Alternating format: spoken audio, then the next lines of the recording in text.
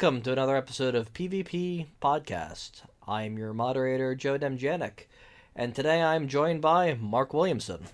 What's up? So today we're going to talk about the Nintendo Direct. 45 minutes of just games. Squishy Nintendo goodness. Oh, made me feel really good inside. I mean, I was impressed with the Nindies presentation. Yeah, I was as well. I mean, they announced 70 new games at the Nindies one. Yeah. So I was kind of concerned going into this one because I'm like, what do they possibly have Yeah. to offer? And it's like, oh. But then I saw they made an announcement. It was either the day before or that morning that it was going to be 45 minutes long. And all I could think was, this is going to be longer than their E3 presentation. It's like, who does a end of summer E3? They were just at PAX. Yeah. What? I actually think that this might be a better way for them to go about it, because I think that the YouTube presence being as strong as it is actually a real boon to them, because I feel like too many games get lost in the shuffle at these conventions. Like, there's so much happening that it's impossible to showcase things properly.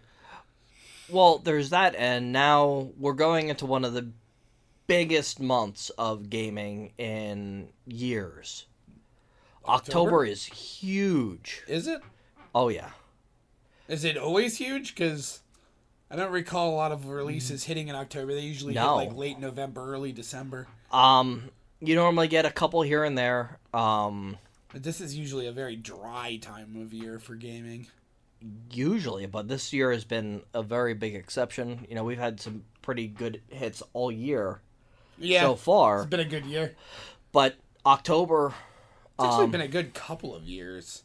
Yeah, I'm not going to complain about last year, but I mean, it's 1 year after the other. I mean, last year for E3, the presentations were a lot...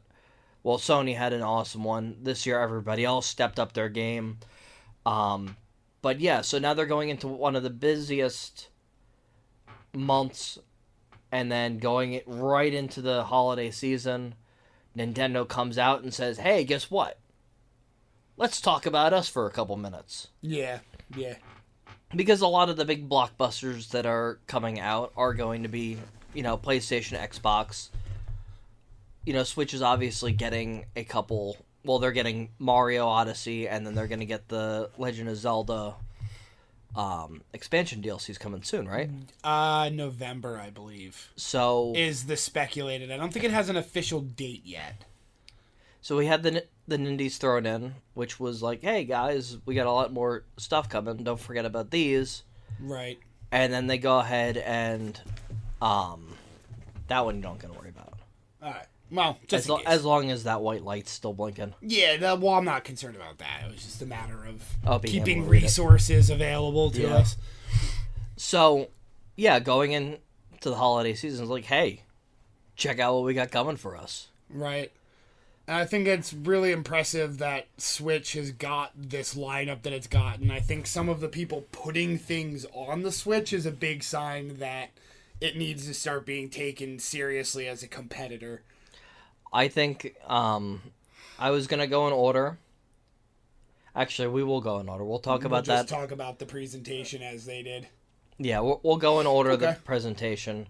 I mean, once we get midway through, we've got a lot to talk about third-party developers and no doubt. The real strength that the Switch is gaining off of this. So if you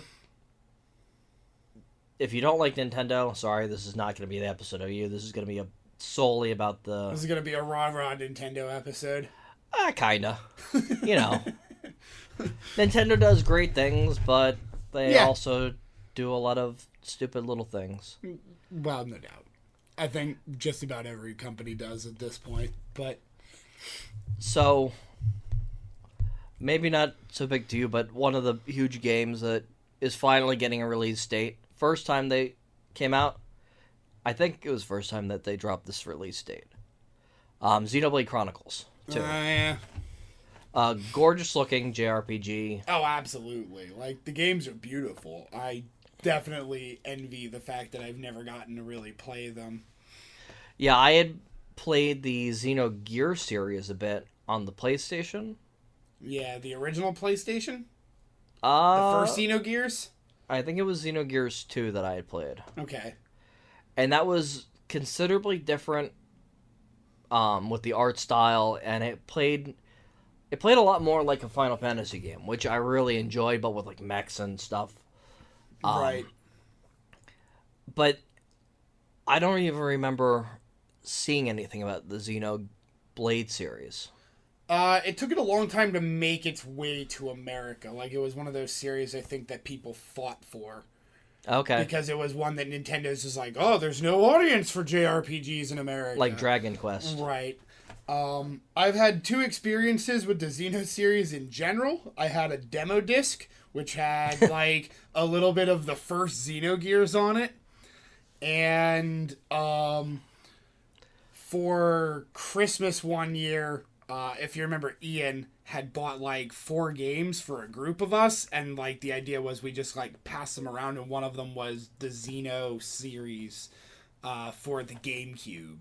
Okay. And so I'd gotten to see like we had started that one, but that game literally opened with 4.5 hours of cutscene. See, And so like I never actually saw gameplay from that one.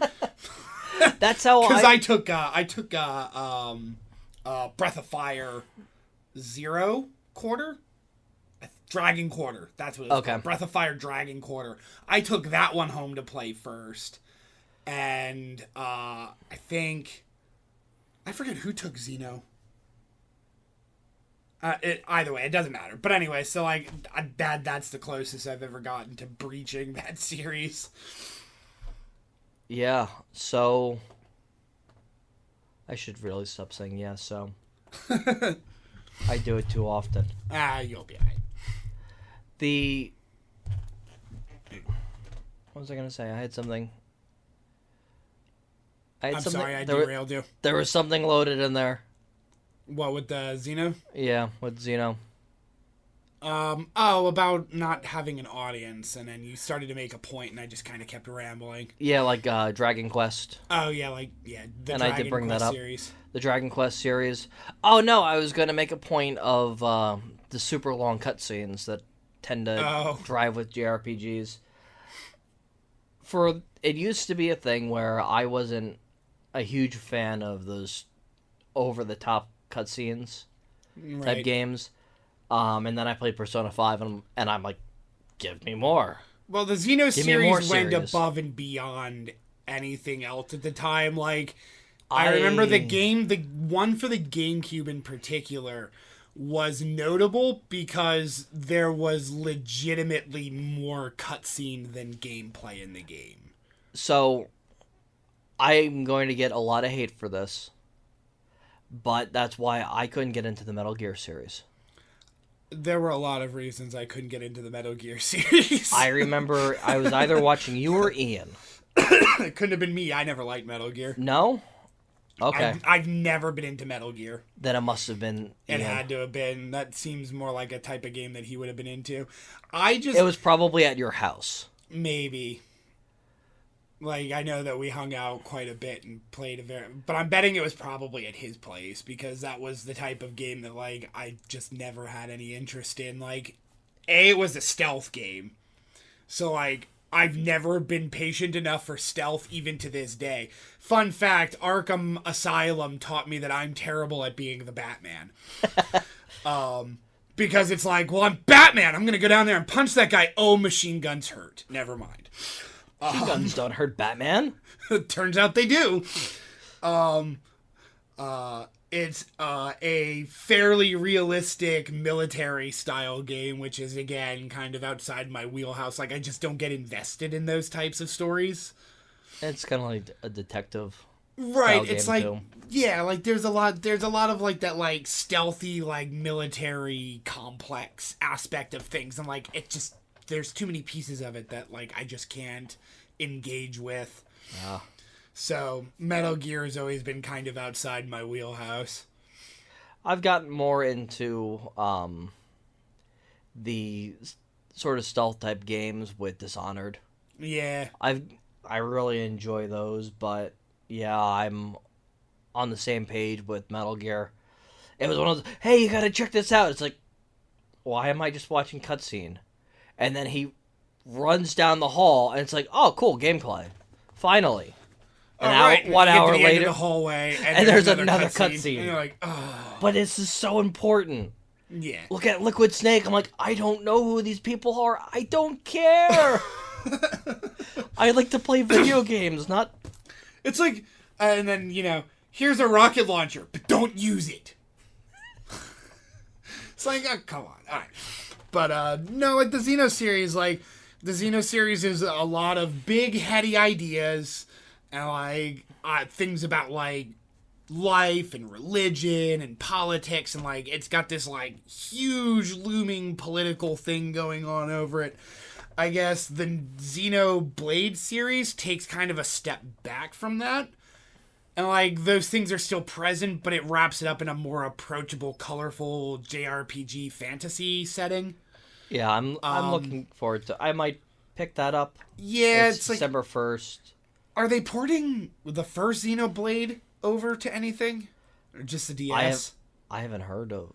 Alright, because I have it on the Wii U, or I have a Wii U, so I mean, I could pick it up for that, but... I don't think... Because that's what it came out on. There isn't enough time to play 2 JRPGs. Back to back? Yeah. Nah, yeah, I suppose not between games. Everything going on with Blizzard, but... Blizzard? Well, that's where most of my time gets lost, let's be honest. Finishing up Mario and Rabbids. Yeah. I'm already... I don't know if I'm behind on Marvel vs. Capcom yet. I've seen people playing it. Yeah, I think beta it's footage. Because Dragon Ball Z Warriors Fighters has a lot of footage coming out of beta, and the testers being brought in. A bunch of the pro circuit guys are being invited to their studio to help them work on the game. Yeah, I know a bunch of more popular reviewers have been getting copies and playing them. Fighters look so good. Yeah.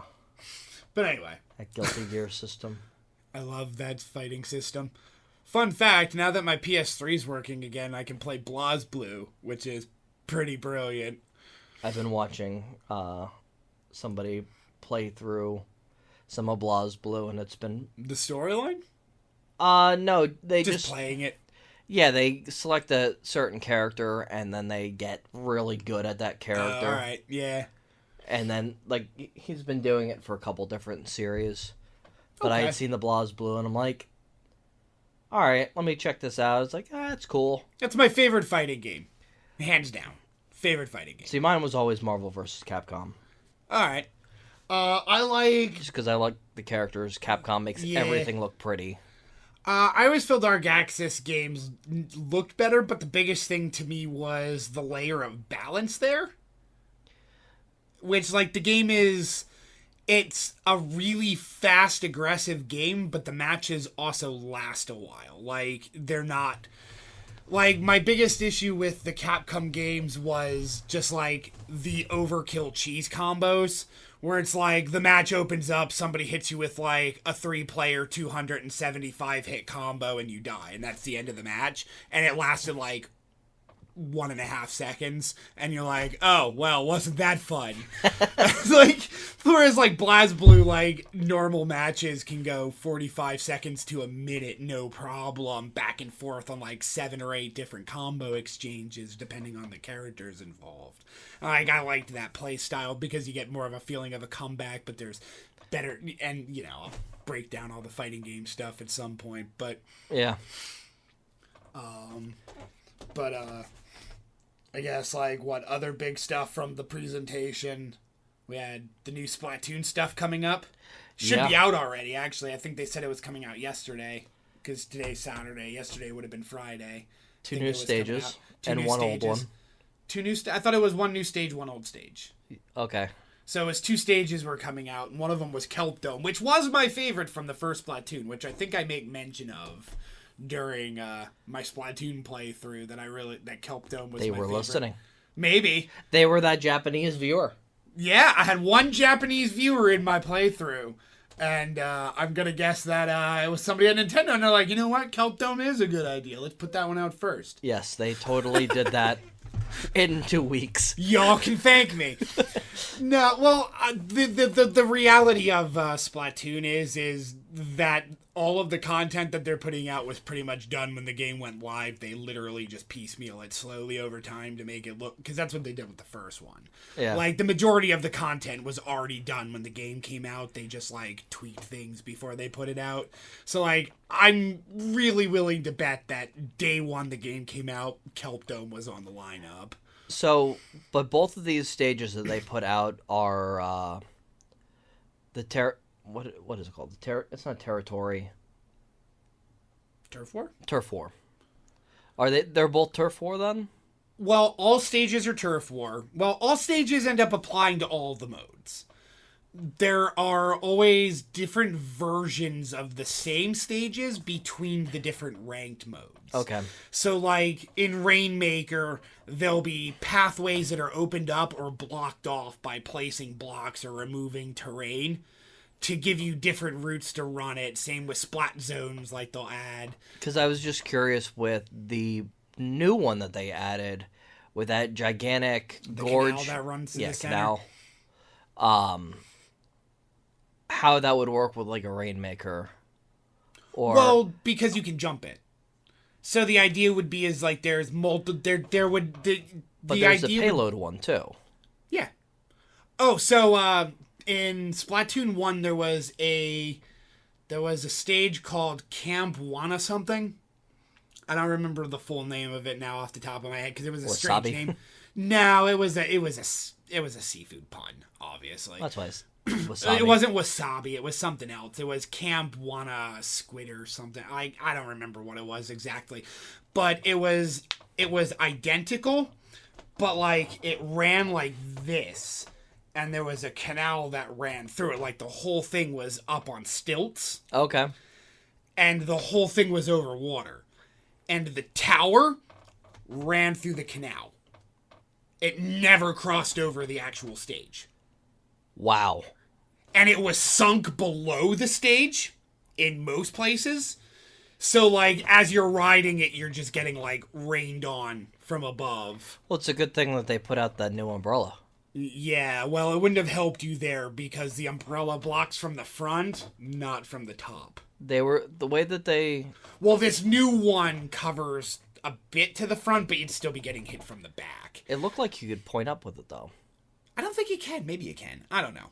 Or maybe they were showing it from the sides. I just saw when they did the whole 4 umbrellas popping Four players, like, and like, full Sparta! Yes. The Arm Spartan the shield. phalanx. All I could think of, and, you know, this is because we play way too much Overwatch. Reinhardt. Yeah, we'll get a Rhine squad just, like, marching forward. Kind of, yeah. That might be part of the idea behind it. Stay behind my shield. Yes. But, yeah, I don't know. I haven't played with the umbrellas much in multiplayer, so I can't really comment too much on them. No. Other than that one stage in the single player that used it, that was really my only experience with it. Was there only one? There was only one stage that used it. It's been a while since I beat that game. Use it anyway. Well, it's been a while since I actually played it as well, but Kelp Dome is one of the biggest stages from the first game. There was only one bigger than it that I recall. But it's got lots of, like, interesting terrain options, and it looks like they actually mixed it up quite a bit by adding some more overhead terrain. Right, and that was one of the things that they had added for those people that didn't get to watch the direct. They added more graded platforms. Yeah.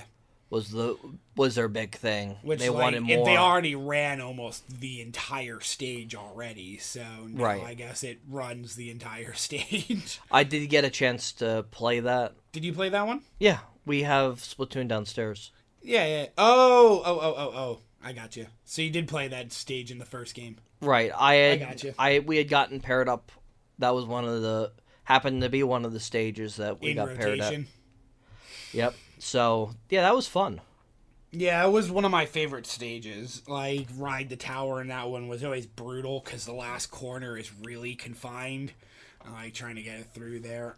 Splat Zones was always the most interesting because of the overhead grates ran along the outside of the Splat Zone, so like controlling the high ground on that one was definitely important, as well as Turf War, just because it's like a big square and the way that things cycle. Like, it was always an interesting stage on every mode.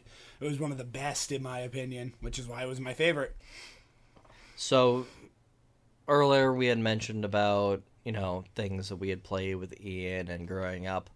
And one of the games that we were heavy on were the Warrior games. Yeah, the Dynasty Warrior games in particular were the big ones back then. And now they're pairing up with a bunch of different other franchises. Oh, I know. I don't know if you've gotten to play Hyrule Warriors. I did not, sadly. I haven't played. The last game from Koei that I've actually played was Dynasty Warriors 4, when it was new. So, I mean, like, friends around me have played the other ones. There's...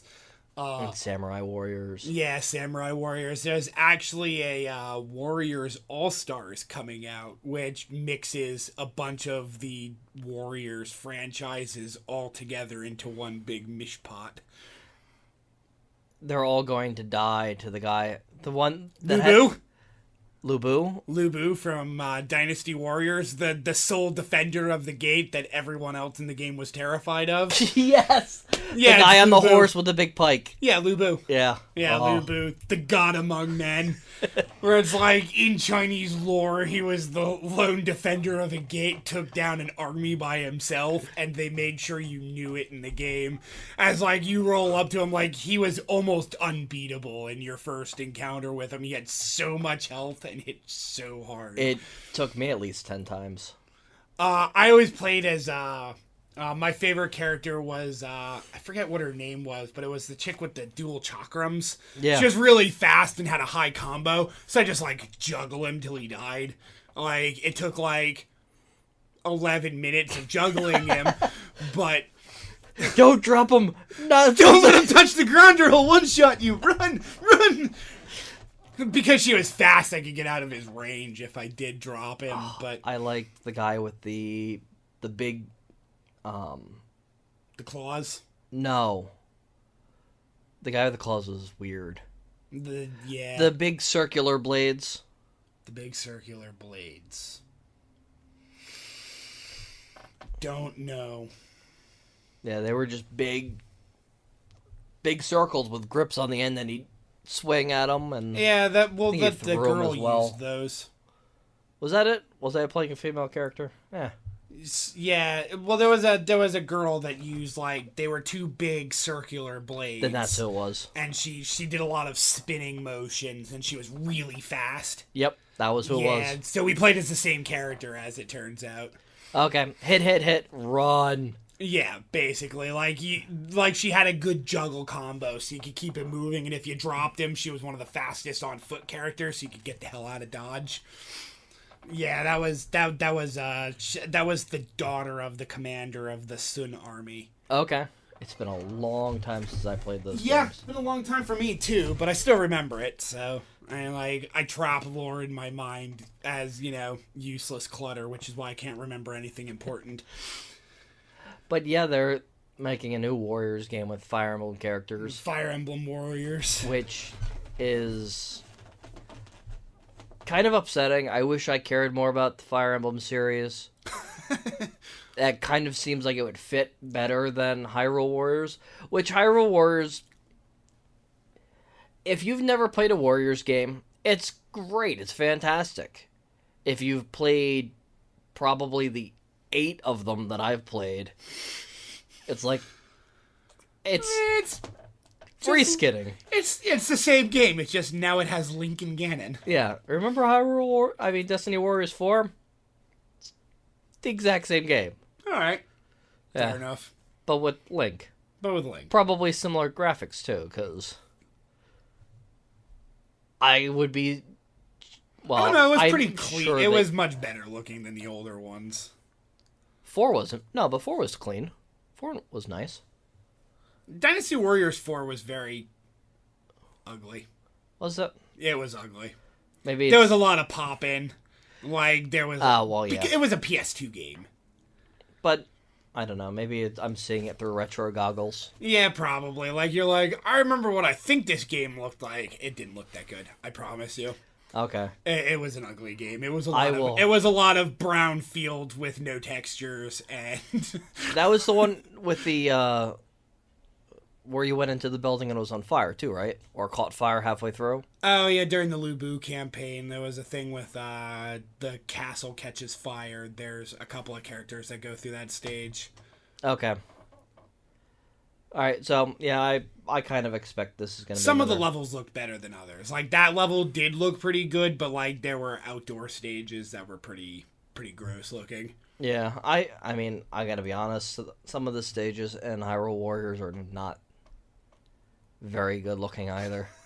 You go into a cave and it's just, you know, you've got this field division and that's about it. I gotcha.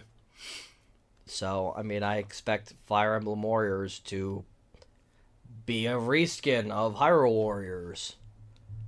And probably a lot of the maps looking pretty similar. It's probably not an unfair assumption. I mean, like, those games aren't good in the strictest sense, but they're a lot of fun if you enjoy them.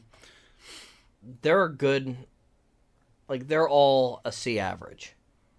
Well, sometimes maybe they do what they intend to do very well, which is, hey, you want to be a lone badass murdering the crap out of thousands of dudes at a time? This is the game for you.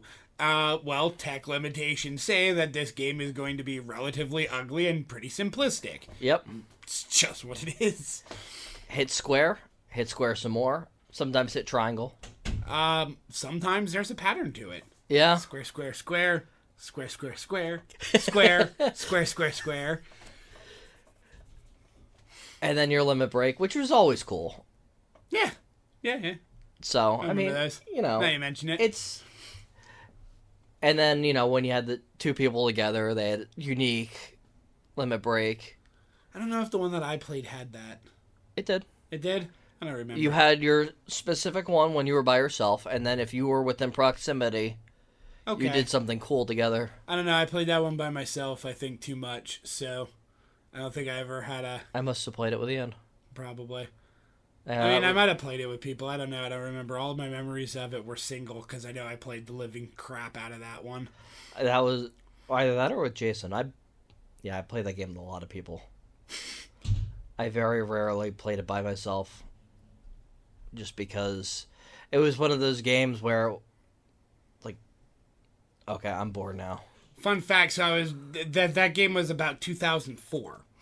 And, so fun fact, like, when Sam and I, started dating, like, the first time that we hung out, I'd gone to her place, and she's like, hey, you want to play Dynasty Warriors 4? And I'm like, we're getting married.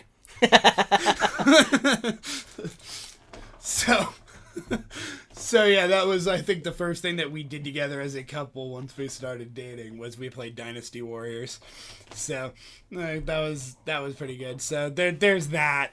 Put that in there. Well, now you can either do a new Warriors game, which they're doing the special edition that has the soundtrack and books and stuff like that, because it's a Fire Emblem game, right? And things Fire Emblem look. Fire Emblem has a lot of lore and history to it that I'm totally not involved in. Same. I check out when it comes to Fire Emblem. The extent of my knowledge of Fire Emblem is legitimately limited to Smash Brothers. I picked up... You said you had picked up Fire I picked up Awakening. Awakening. I had picked that up, and because I hadn't played a strategic turn-based RPG since Final Fantasy Tactics. Right. Which... I think I played the PS1 version. Yeah. And I really enjoyed that. So I'm like, you know what? Let me dive back into one of these. Found out about permadeath. Found out about microtransactions. And checked out. I got pretty deep into the story. I was pulled in, and then as soon as I saw the microtransactions, I'm like, I'm out. Playing something else. The last tactics game I played was Rivera on the Game Boy Advanced. Missed that one. Didn't make it very far. Well, then again, I didn't have a Game Boy Advance growing up. No. That was the one... I lived on my Game Boy Advance. That was the one I had skipped. Oh, that's a shame. Yeah, I had the color, and then The Advance had a lot of good games on it. It did, and that's why I have one now. Yeah. Yeah, I picked up an Advance more recently. That's what I play. No, I'm sorry. I think there's an Advance floating around, but I have I have the DS. Or no, the SP? Yeah. Whatever one has the backlight. SP.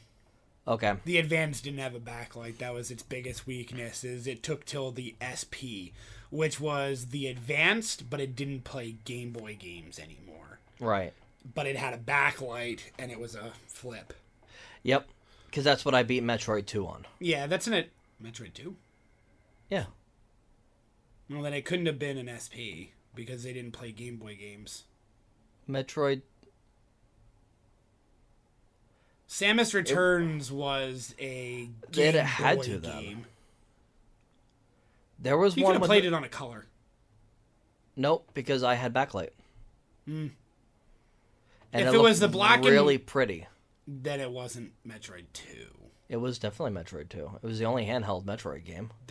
I'm sorry. There's Fusion. Fusion. Okay. Yeah. Fusion. Fusion was Game Boy Advance. No, I played Fusion. Maybe I did play it on my color. I thought I played Metroid 2. Metroid 2. Either that or I have a backlit Advance. Metroid 2 is a black and white. Yeah, that's the one where you don't... It's the lava goes up and down. Yeah, there's 40 Metroids scattered around the world, and like as you clear stuff, the acid drains away, letting you further into the cave system. That was a Game Boy game, and it wouldn't have played. It wouldn't have played on anything past a Game Boy Advanced, because the Game Boy SP removed the ability to play Game Boy Color and older. It only played Advance. Fusion was a Game Boy Advance game. Okay, that's the one. And that was the one that was like really high def, colorized, like Super Nintendo looking. That was a fantastic game. Looked even more beautiful on an SP. Backlit, yeah, I suppose it would give it. So that's what it was. Metroid 2, I played on my color. The last time I played that, actually, I downloaded it for the Virtual Console on the Wii U. I love Fusion. So, yeah, I have it on my Wii U, so, I mean, like, I can play it, like, big screen, like, in color, like, up-resed. That was the game that I was going to try to speedrun. Oh, yeah? Because I had just beat it so many times. I haven't beaten that one enough to be capable of speedrunning it, per se, but... Yeah. It's probably the only Metroid game that I would legitimately try to speedrun. Okay. But, so, yeah, I mean, you've got Fire Warriors that you can play with your wife, or you can go to another cooperative game, Snipperclips. Snipperclips. Looks like a really fun game. Nice little puzzle. Yeah, it's supposed to be very entertaining. I haven't really seen much about it. I heard a little bit from Penny Arcade. They talked about how it's just like a really unique game. Like using your co-op partner as sort of like a key. Like you have to like work together to clip out shapes, which is an interesting idea. Yeah, I mean, and if you're diving in, Nintendo is putting out Snipperclips Plus. If you could hit that, I can say when it's coming out. I want to say it's November 1st? November 10th. November 10th. You had the one in November, correct? Yeah. There was a 0 there you forgot about. So, yeah, it's coming out in November, but if you have the game already, they're putting out Plus's DLC for it. Okay. So you can get it for a little cheaper. Some additionals. Yeah, I'm glad that they're expanding on the puzzles and stuff with Snipperclips. I don't remember if that was a full price game. It probably is. A lot of the games that Nintendo put out were full price games. I'm still waiting for 1-2 Switch to drop.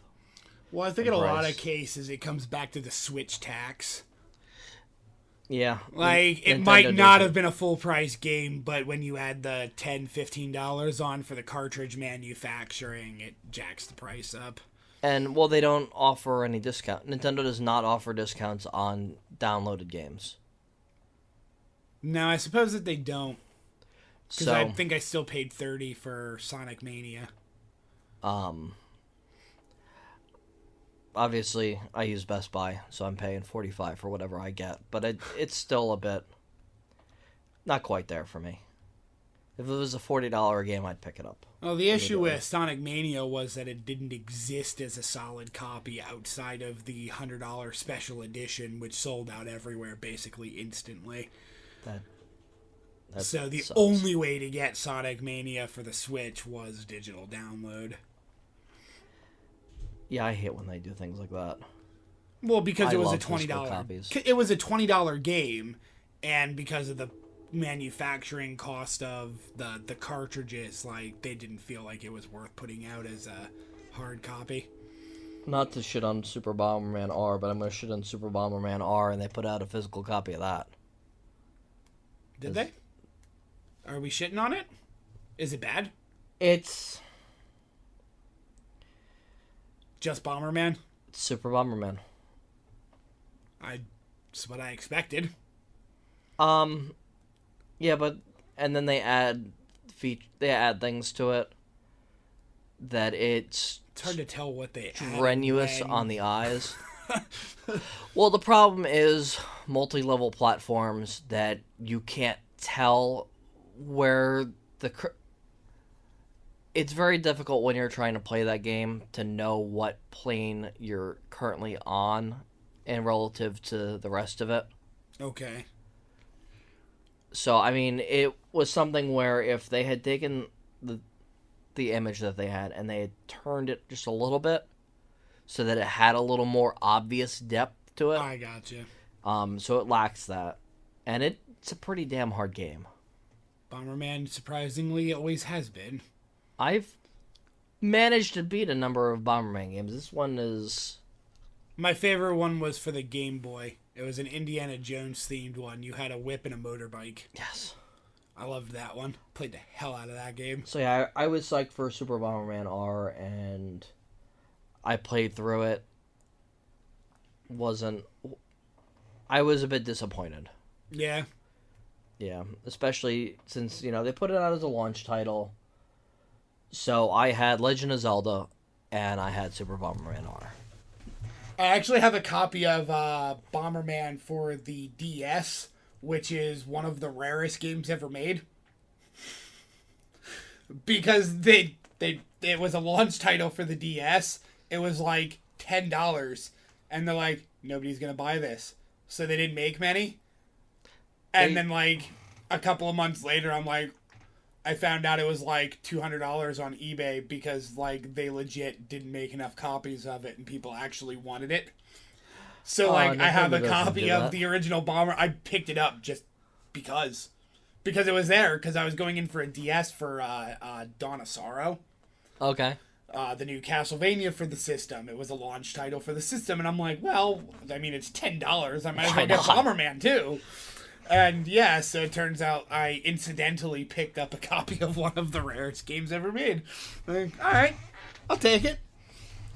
But yeah, that I don't think I've ever beaten it either because I didn't play it enough. Yeah, I had Mega Man 6, which is supposed to be more rare. Okay, the NES. Yeah, just because it was one of those, they didn't even really want to publish it in the United States. It was one of the really late ones. Like Super Nintendo had already been out a couple of years at that point, I think. Yep. So Like, didn't that almost coincide with the launch of X? I want to say yes. Like, they came out almost side by side, if I remember correctly. Like, within a couple of months of each other, like 6 months. I want to say it did. I don't remember exactly. It was 7 and then X2 and X3, I think, was the specific order. And I could go on. I do want to throw this out there because I've been playing the Legacy Collection too, here and there. People have been watching me fail the challenges pretty hard. I've popped in on you a couple of times to watch them. Like, I have no context for what you're doing because I missed a lot of the playthrough, but it's just like, well, that looks awful. Yeah. Well, I've been doing Mega Man 8, and... Yeah, I saw your 7. I saw a lot of your 7 playthrough, but I didn't see anything of 8. 7 I didn't do too bad until I got to the Wily levels. I remember. Yeah. I remember like, oh, wow, he's stuck here. All right, I'll check back in like an hour. Oh, wow, you're still in the same spot.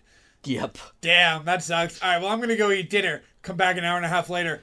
Dude, you're in the same level. What is this? A really effing hard level. That was a legit tough game. But then I go from 7 to 8. And I hadn't played 7 before. So I sit down and I start playing 7. And I'm like, this is a gorgeous game. Right. I know that people hated on it so furiously when it had 7? come out. Yes. Because it's a bit more zoomed in. Yeah, I noted, like, it's a very... But, so I had seen some footage of it prior. And I had personally compared it to the Zero series. X4 was like that as well, real zoomed in on it. So I'm like, alright. And then when I started playing it, it felt a bit more zoomed out than the Zero series for the Game Boy Advance. Okay. And then I'm playing through, I'm like, this is a gorgeous, well put together game. Yeah. There are definite points in that game, and I pointed them out in my playthrough, where I'm looking at it and I'm going, this is just poor level design. Right. This is cheap. But it's almost a Mega Man trope where there's always one or two parts in those games where it's like, you guys were just being dicks. And then I started playing the challenges for 8 because I don't personally need to play it right now. But I pick up 8 and I'm like, man, this game looks terrible compared to the Super Nintendo. Was it a PlayStation game? Yeah. Okay. It was the beginning of the PlayStation era. It also was I don't know if it was... I want to say it's the only Mega Man game with full VO. No, Mega Man maybe. Yeah, X it was has the VO.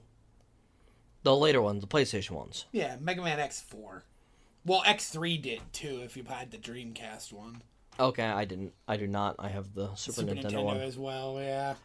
I'm surprised that anyone got. Oh, VO 8 is after absolutely shit on nonstop for how bad the voice acting of that game is. Well, and a lot of it goes back to Dr. Light, the guy that they got to play the drunk that they got to play Dr. Light. I have no point of reference there. I've heard people talk about it. I've never actually seen it myself. Oh, but the Zero line is iconic, and it's very anime.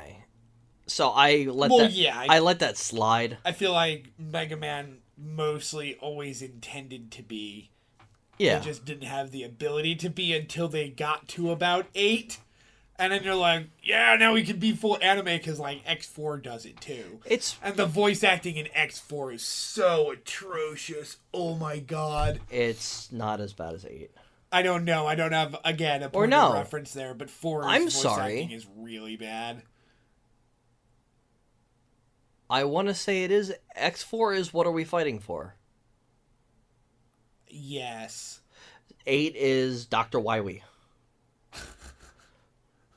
Mega Man, we must stop Dr. Wily. Yeah.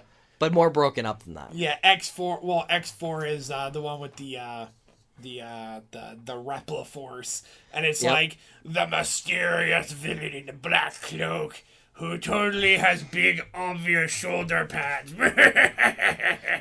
And, like, at the end, what are we fighting for? Like, what are you doing, Mecha Man? Oh, my God. Hey, that was, like, Gundam Wing style.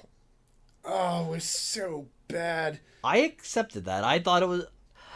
Again, it was very anime. Yeah, but the American VO was so atrocious. Oh, well, that's all American VO. Not all of it, but yeah, a lot of the early stuff anyway. We've got a pretty good collection of voice actors who do VO now. Like, depending on the studio that handles it, it can be hit or miss. Like, Cowboy Bebop and Outlaw Star had very good VO. Yeah, the guy who does... I personally liked Sword Art Online's VO. See, the thing is, though, we have maybe... And I could be a bit... This is a bit hyperbolic, but... We have 10. We have 10 good voice actors. And they get recycled so much. To be fair, I mean, the original Japanese anime VO only has about 15 or 20 themselves. So, they get recycled over and over again as well. Yeah, but it's... I don't know. It's just like, hey, there's Spike Spiegel's voice again. But that's always been like that. Like, how many cartoons in the 90s did you hear Leonardo's voice come out of? Yeah, but... I can think of, like, 8 off the top of my head. Sometimes you didn't notice it. At first. I've always been a big like, I personally, and I don't know why this happened, but the voice actor who did Leonardo in the original Ninja Turtles cartoon was the one who started me on this, because I started hearing his voice everywhere, and then I just kind of got into, like, recognizing voice actors. So, like, I have, like, that was a thing that I legit into, is, like, knowing the voice actors and, like, their roles and following them to a good degree. And I have to say, like, currently my favorite voice actor is Crispin Freeman. Speaking gibberish to me. He's the voice of Winston in Overwatch. He's also the voice actor who did Alucard in the Hellsing anime. Alright. He's one of the most critically acclaimed voice actors in the industry. He's done hundreds and hundreds of roles. Well, I mean, if you look up voice actors' catalogs, it's hard to find one that's under 200. Yeah, but Crispin Freeman's one of my favorite, and he's really big on Blizzard's payroll. He's got, like, a dozen voices in Legion. And, what the hell's the name of the other guy? There's another guy that Blizzard has, like, all over the place in World of Warcraft. And he's notable because he's also the current voice of Winnie the Pooh. Oh, yeah? Like, he is everywhere in World of Warcraft. The guy who does Reinhardt's voice, also everywhere in World of Warcraft. Isn't McCree... Isn't his voice actor in World of Warcraft as well? Yes. Matthew McConnell? I want to say his name is Matthew McConnell, something like that. But he's train back. He's another one of Matt Mercer. Okay. He's also everywhere. That name I've actually heard. Yeah, well, he does a lot of anime. Yeah. A lot of anime. And the thing is like, he's got a good range, so he's one of those ones that's incredibly difficult to pick out. But there's the guy in particular that I was saying about, and I'm positive I'll think of his name at some point, but, like, he did the voice of Winnie the Pooh. He does the voice of, like, 4 different characters in World of Warcraft who are notable. Lorewalker Cho from Pandaria. He does the voice of Odin's Disguise in Legion. He did you watch the Clone Wars anime series? No. All right. There's a Greedo species. I forget what their species is, but Greedo, there's a bounty hunter that shows up in that series that he also voices. Like, he's one of those voices, like, you hear him everywhere in everything. Like, I swear to God, every animation ever made, if it runs more than a single episode, has this guy in it. So somewhere he does a voice. It doesn't matter. But yeah, like I like the voice acting stuff. So I'll run this one first, even though it's not the next on the list, and I am super excited for next on the list. Arena of Valor. Yeah, the MOBA. The MOBA. Since we've been mentioning Blizzard. Yeah, I have no MOBA love whatsoever. Like, those games are too dense for me to really, like, get. So. Too dense. There's a lot going on in them. As, like Dota, there's, like, you know, like, farming XP and gold, and there's items at the store, and there's, like, 1,000 characters, and, like, I'm kind of hoping that this is more along the lines of Heroes of the Storm. The thing that gets me very curious is that from what they had shown of Arena of Valor, the new MOBA, it's very zoomed in. Okay. For that style, for a MOBA like that. And that may just be that they were trying to show off the models with the particular footage, I'm sure. Right. I'm hoping that there is some sort of... Because the Switch is a touchscreen. Yeah, that you have I kind of hope... zoom out. I'm not sure whether or not I want you to be able to touch on the map. I haven't really decided on to be able that. to kind of get some of the mouse and keyboard functionality in on a console. Right. But then again, at the exact same time, you've got the joysticks. But with a lot of MOBAs, like you had said, there's a lot going on every map. And you're going to want to do specific things at specific times. So, I'm curious. It's going to beta test this winter. It's going to be another free MOBA, which I'm kind of pumped about. I'm sure Rode and I, when he gets his kids I hope that his kids don't watch this, get a Switch, that this is a game that he's going to pick up. Yeah, if you both get into it, I may give it a shot just to see. But... And then, that's going to be free. A game that's not going to be free, but I had never gotten into Rocket League before. Rocket League and the Switch are apparently a very good combination because being able to play it anywhere is a monstrous advantage. Also, as far as I'm aware, it has crossplay with Xbox and PC. That's the latest I've heard too. But it was always cars driving around and hitting your account, a soccer ball. Your account is at least crossplay. Like, you can log your account from any system. I don't know if they can legit just like play Xbox and PC against the Switch. It'd be curious to see. I imagine that it's possible. A Mario Kart against... Because obviously Nintendo's not going to allow a Mario, Luigi, and the Samus vehicles to be put onto a Xbox. They're just skins. I don't see why not. Because Nintendo? Well. So, I had never been excited, and then I played Lucio Ball this year. Which was just Rocket League with Lucio. Yes. And I had a blast playing that game. So, there's a good chance that I might actually pick up Rocket League and play some of those. Yeah, it's considered to be very good. Like, I didn't enjoy Lucio Ball for the same reasons I imagined that I wouldn't enjoy Rocket League, which is like, I just don't care for that style of... Yeah. So, yeah, if I pick that up, I'll likely do a weekly stream of that, like an hour a night. Nintendo, I'm going to look at you right now. Look at the camera. This is me talking to you. Do something where I can log in under my account. I don't need to talk. People don't need to hear me talk. I don't need to explain anything. Just allow me to pick up my Switch and go on to Twitch. Through the system? Through the system. Or YouTube Live. I'll take YouTube Live. You get all of the money from YouTube anyway.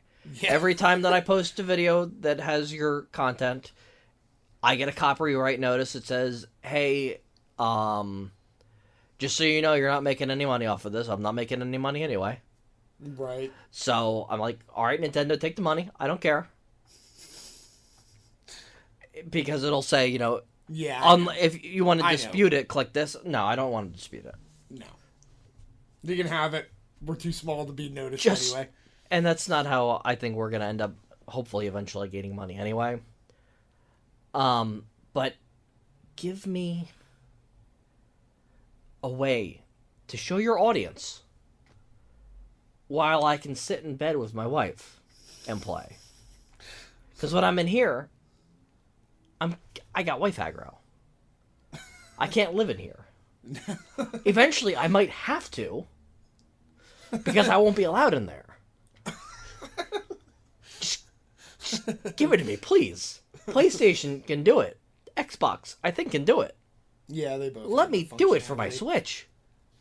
It'd be awesome. I got new internet just so that I can play your games upstairs without getting dropped every 5 minutes. Just please, Nintendo. And that's all I ask for that. So Rocket League, I would love to stream that. And I can't wait. I am almost gonna say I want to make this mandatory that we all get Morphe's Law. Morphe's Law. Morphe's Law looks so much fun. Somebody compared it to Overwatch. I think It's a console shooter, that's though. crap, but it's an evolutionary console shooter. Yeah, I don't know. I'll have to see it. Like, You're not gonna get one-shot headshotted. That's not gonna matter. Spraying a guy down is gonna matter. Going for certain body parts. yeah, like I said, I don't know. Like, I kind of like the idea of it, but it's kind of weird and out there in a way that I don't know if I like. But I like Splatoon, so I'll give it a fair break. Oh, I love the art style. It's See, so and I pretty. think the art style is the one thing that I know I don't like looking at it. Like, I just don't like that Day of the Dead look that it's got. See, that's why. That's one of those things I looked at. I'm like, that is neat. Yeah, that's definitely like, I don't know. It's just not an art style that I appreciate. Like, the concept is cool. What if they give you hats? What if they add hats? It's the core look of the game is kind of not appealing to me.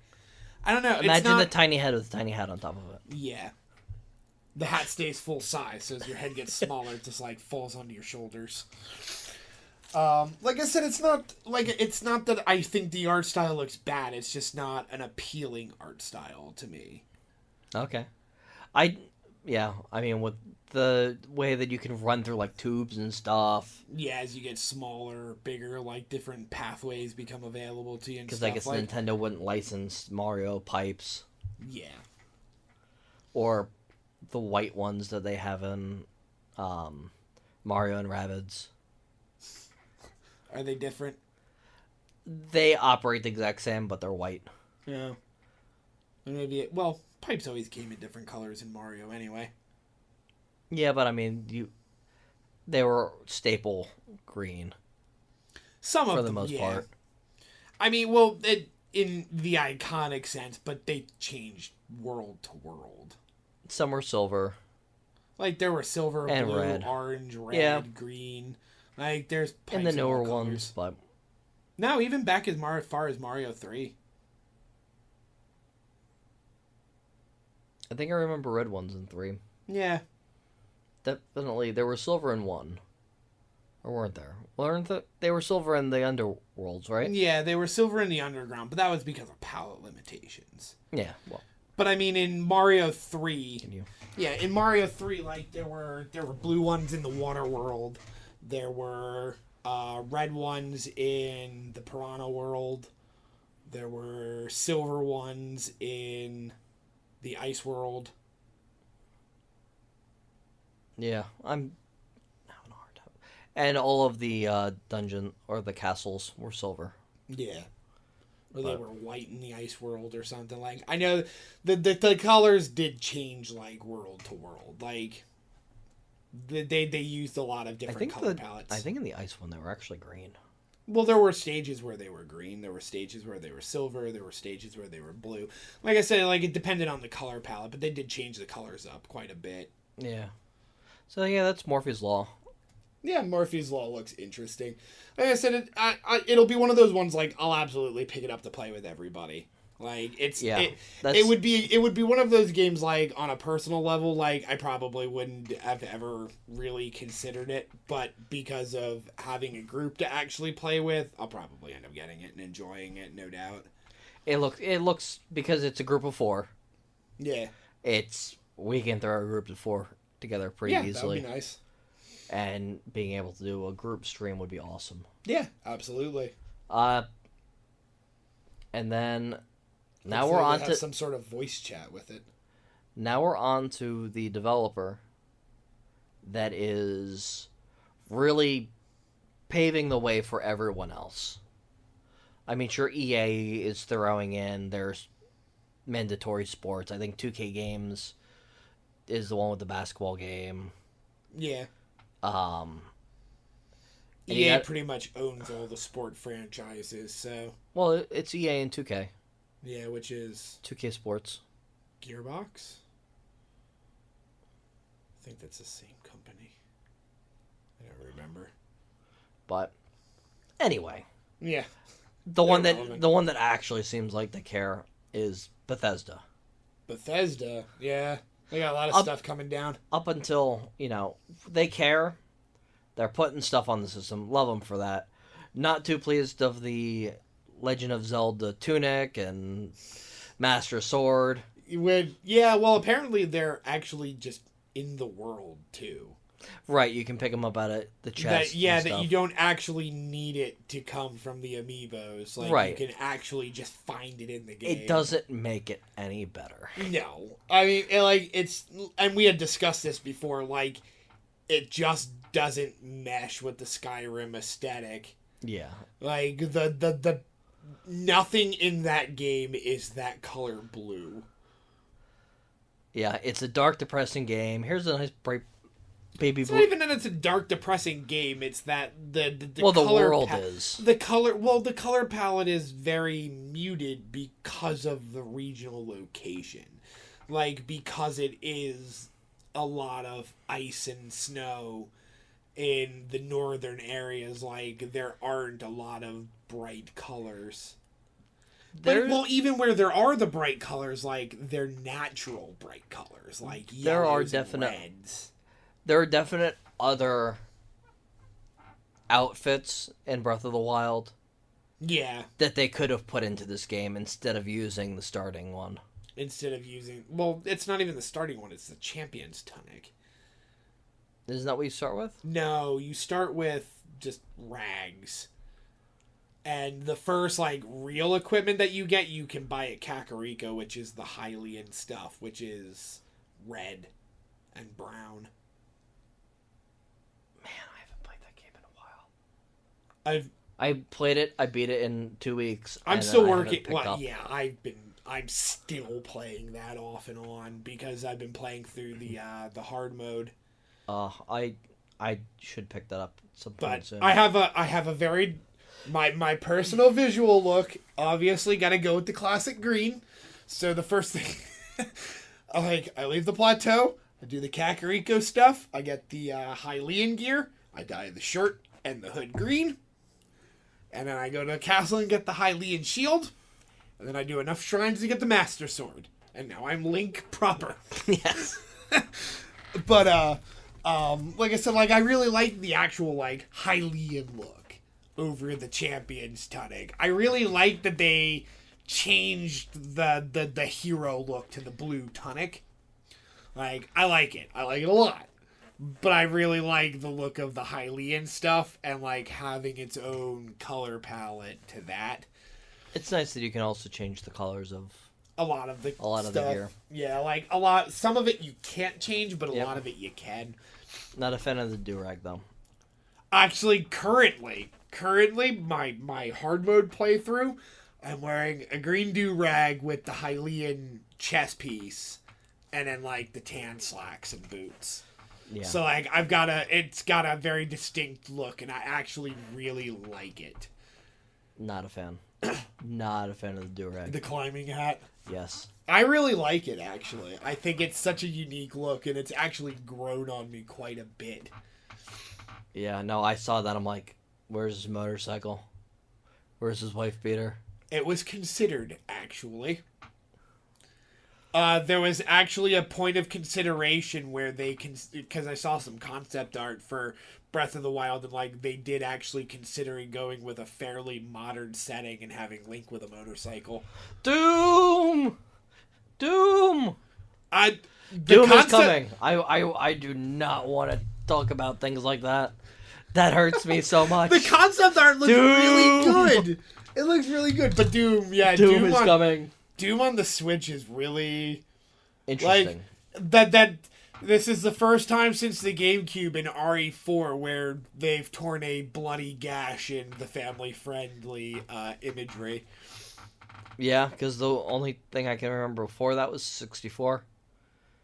64 had Duke Nukem 64 and Doom 64. It also had Hexen. Yep. Was it Hexen? Hexen was... Yeah, it was definitely Hexen. a game. It was Hexen. Well, because I know it was part of the Heretic series, but I couldn't remember which game in that series was on the 64, but it was Hexen.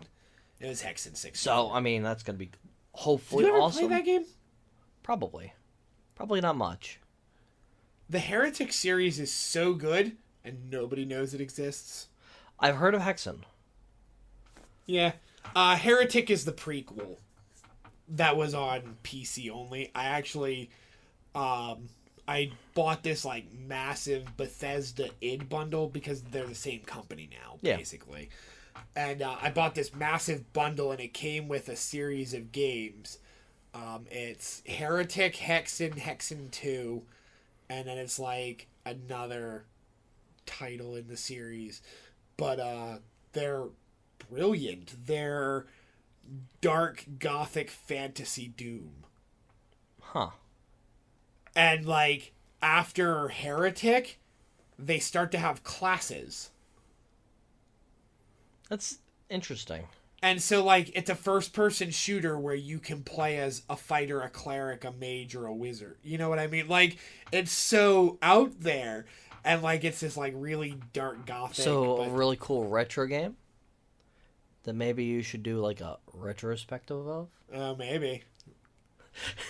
Sounds like an interesting series. I was actually thinking my first one's probably going to be Symphony of the Night. Well, I kind of figured that myself. Just because, like, we're a new channel and we're still at that point where, like, we can just do the games that we really like. But yeah, that's absolutely on the list. That was actually in the running for the first one that I did was Heretic. I'd like to see some research on Time Splitters as well at some point. Yeah, that's definitely in the running for my first one. My toss-up was my favorite series, which was Mana, Metroid, Castlevania, Time Splitters, and Heretic. Like, Heretic is my favorite first-person shooter series next to Time Splitters. The games are brutally difficult, but they're brilliant in their layout and level design. Like, a lot of conventions that id standardized started in their Heretic series. Because they're all built off of, like, the previous game that they made's engine, but then they, like, revolutionized design with it. Like, Heretic is built off of Doom 1's engine, but they did a lot of things that revolutionized, like, multi-lay. Not jumping, but flight. You can fly. Huh. Like, there's... I mean, you could fly in Doom, just hit no clip and... Yeah, well, no, like, there's an item that lets you fly. Like, it's a pair of, like, bat wings that you just, like, take off. Huh. Like, so, like, level design in places is built around the ability to fly. So is it built off of... Doom, or was it It built was off built of... off of Doom 1. Okay.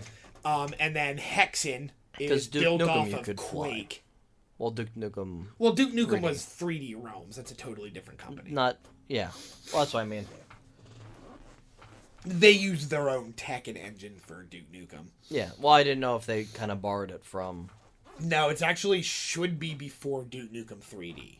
Okay, so they were still doing the side-scrolling Duke Nukems at that point, then? I think so.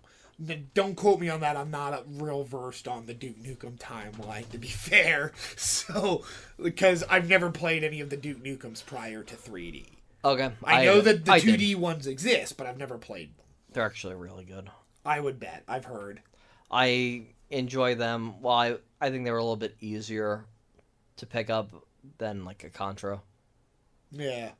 I don't think it's nearly as difficult as one of those games. But... Okay. Yeah, and then...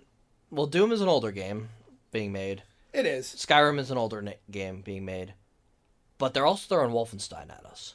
Yeah, I was really surprised that they were putting Wolfenstein 2 on the Switch. Yeah, I was pretty surprised at Doom, and then when Wolfenstein got shown up, I was like, wait, that's a new game!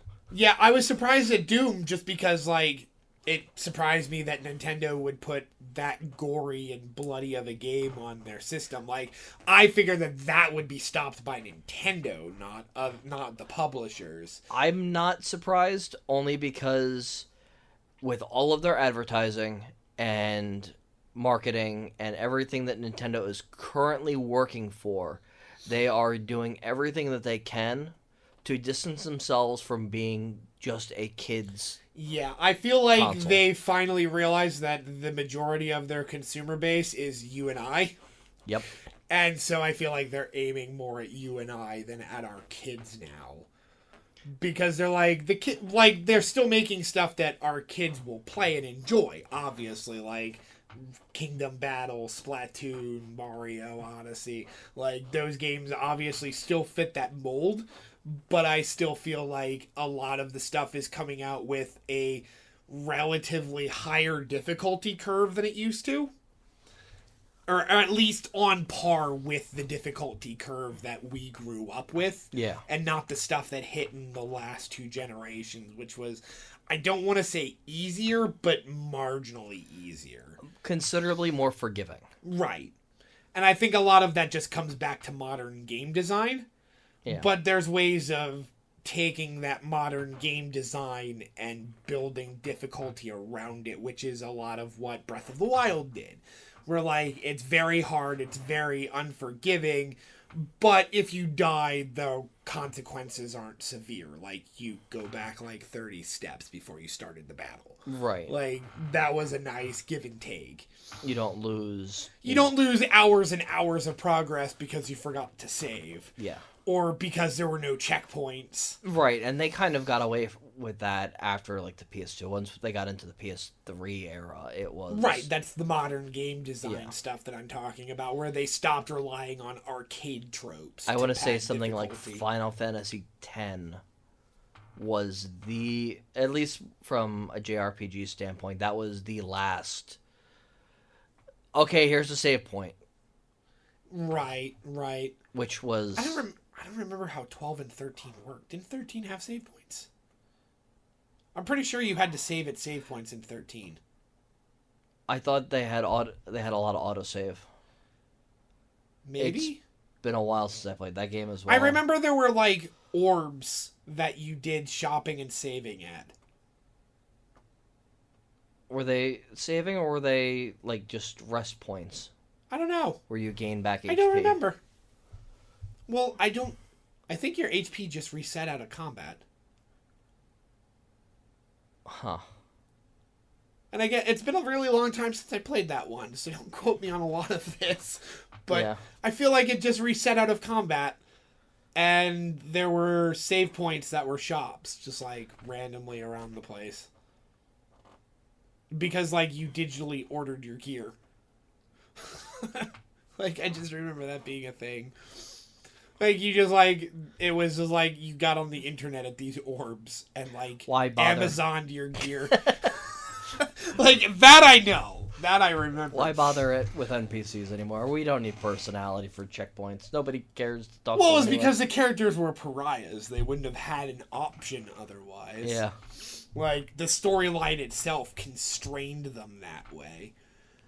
And it's like, and I feel like that was a big part, like, I liked that game because the storyline had a feedback loop into the gameplay. Like, a lot of what people argued as bad game design, I felt was reinforced by the narrative, whether it was bad gameplay objectively or not. Like, I felt like a lot, like, oh, it's linear. It's like, yeah, but they've explained why it's linear. And then when it opens up, they explain why it opens up. Yeah. And, like, I liked that aspect of it. I grew tired of the linear. I didn't feel like it lasted nearly as long as people made it seem like it did. I felt like, But like, it goes... 20 hours. It's like, it took me like 12. Yeah. And it's like, all right, 12 hours of linear gameplay. But at the same point, like, the story was compelling enough that I never felt dragged down by it. There were parts where I got sick of being on a rail. And the thing is like, I didn't. The only part that I hated was the Hope section. Oh. But outside of that, like, I really liked the Snow storyline. I really liked Lightning as a character. I really liked, Angry Saz? female Cloud? Yeah, Female Cloud. I love Female Cloud. She was awesome. But Saz drove that game for me. The black guy with the chocobo. Yes. Oh, he was such a good character. And, like, his story was so good with his... but anyway. I won't get too off rails. Yeah. Anyway. But Wolfenstein looks interesting. Yeah, I mean, they didn't show any gameplay. So they didn't have to, because there's gameplay footage of Wolfenstein 2 available. Kind of do. Why? Because we can check out gameplay on other... But we don't know how it's going to look on the Switch. Ow. It'll look comparable. I am hoping that it is not a... It's not PS4 Pro. It's gonna look relatively close. The Switch is a powerful system.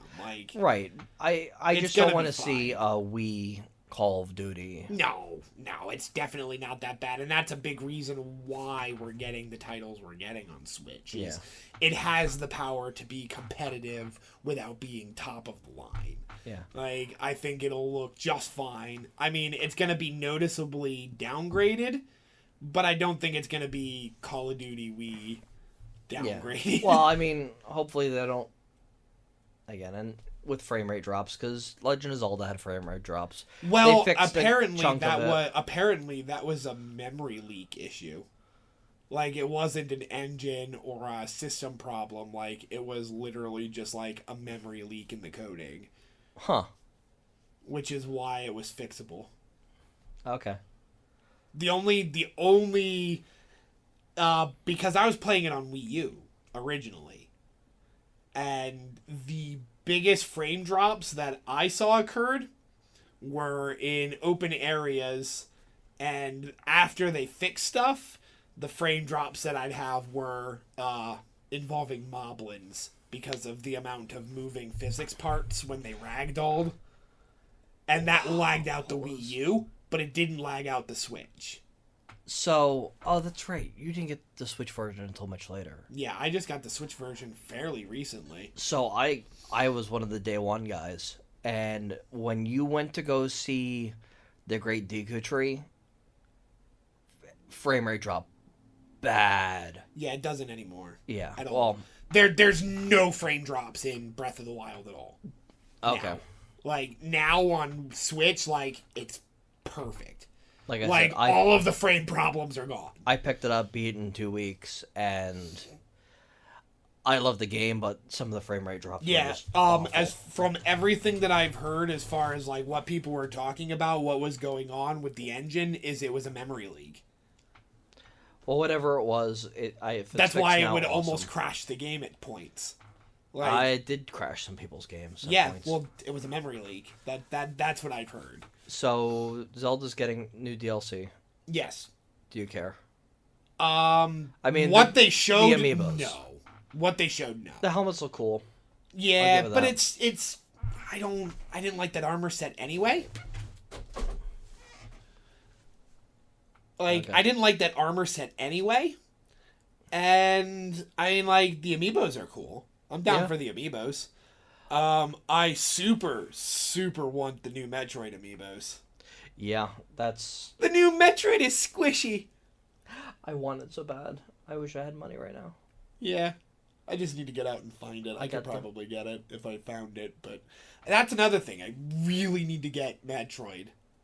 Yep. Like, I really want to play Samus Returns. Yeah, I will be playing that at some point. I just need to pick it up. Yeah. So, they got that. New DLC for ARMS.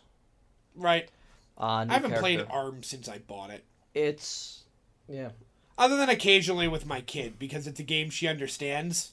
I have a discussion coming up on ARMS Yeah. about how I feel about that game. So, we talked about sports. They're doing. Releasing a bunch of the arcade games. Mario Brothers.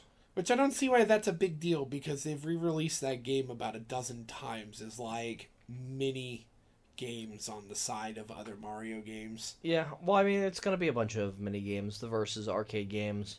They're fun, you know. Yeah. I'm curious to see they've been saying it's going to be the arcade version. I can't remember which version I've played last. I know that The Mario the Arcade. last one that I played, the Mario Arcade. The last one that I played, I want to say I played it in the arcade. The last was the time last that time I I played played it. that one was as Super Mario 3. mini game in the Super Mario World Advance re-release. Okay. Yeah, again, I don't remember which version it was, but it was very slippery. Oh, the game is slippery in general. Not in Super Mario 3. That was a different version of the game, though. That wasn't like like you couldn't Right. act it. They had retooled it as like battle stages, but like the concept was there, but the game itself was different. In the original game, it's a couple of dozen variations of the same stage and like progressively different enemies and effects on the stage. But yeah, the controls were always very slippery. And the I want to say it's Super Mario Advance 2 was the re-release of Super Mario World. And there was just like on the main select screen there was Super Mario World and then the arcade. And the arcade was just like a graphical re-release of the arcade game, and other than that, like, it controlled exactly the same. And I mean, like, I played the hell out of it because, I mean, you know, that's what you do when you're 14 and you have like 3 games. Yep. Is you master every aspect of them, and that's why, you know, Super Mario World is one of the 5 or 6 games that, like, I could probably speedrun if I practiced more. Because, like, I've 100%ed about a dozen times. And Teach you how to glitch that game. yeah, How you need to know how to at least do one of the 2 glitches in order to put together a legit speedrun. well, that's why I said I Unless could if I practice it more, but, like, I'm really not going to. Yeah, the sphere is what you either go for the sphere or the cloud.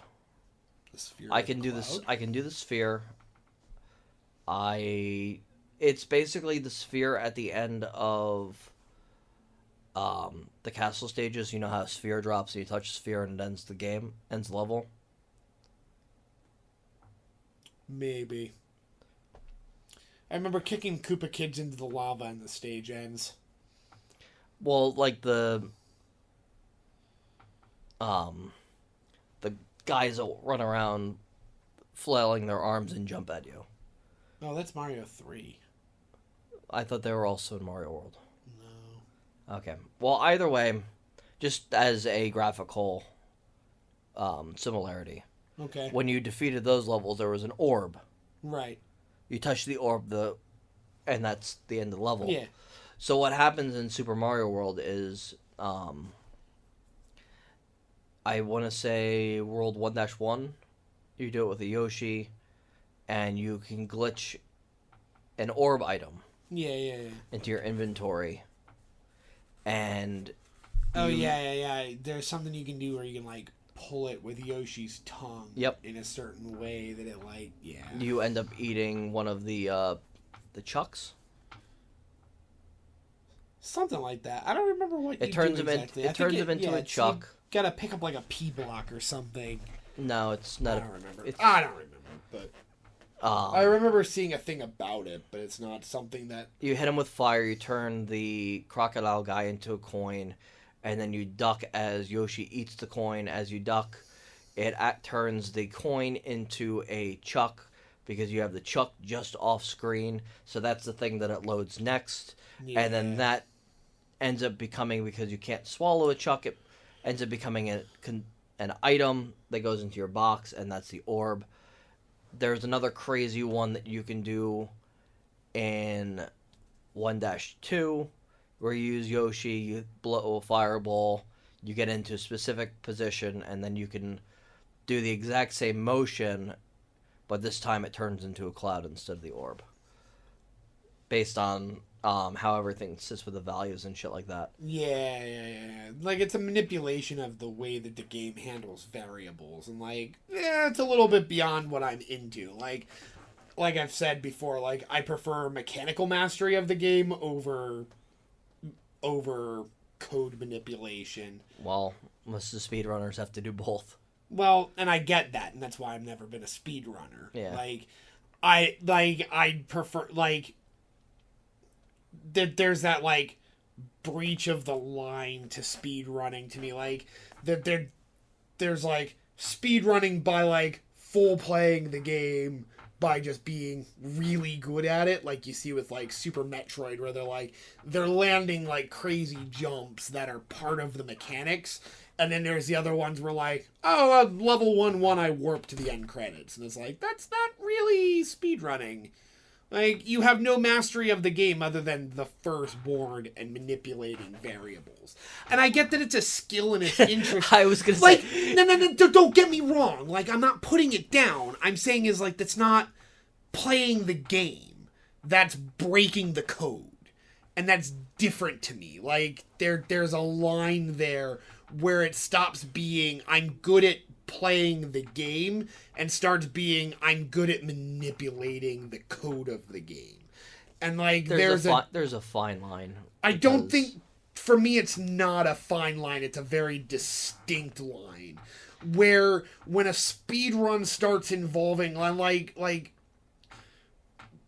I think, like, a good example of this is the first Sonic, or, like, Bloodlines, Castlevania. Like, I've watched a lot of speedruns, and, like, I'm always disappointed, like, when you're watching them and, like, they're going through the level and, like, they know every enemy placement, every item, and they're quick and, like, they got the motions perfect, and then they hit a certain point and they, like, glitch into the terrain and warp to the end of the level, and now I'm just mad. Yeah. And it's like, that's taking advantage of how... And it's like, and I get why that's a thing, but it's also not what I want out of it. You know what I mean? Like, I want to see them beat the game through pure mechanical mastery rather than just glitching the code. So there's one specific part in Mega Man 2 that you need to be able to master in order to do a solid speed run, and it's a little bit more mechanical along with throwing the glitch, and that's in Fireman stage. Yeah. Where you are coming down the ladder, and then you need to be able to throw an item number 2 down as you're getting ready to drop, and then you rise back up into the part of the ceiling, and you shoot out the other side. Yeah, and you, like, shoot past, like, all the fire stuff. Like, it's not past the fire stuff.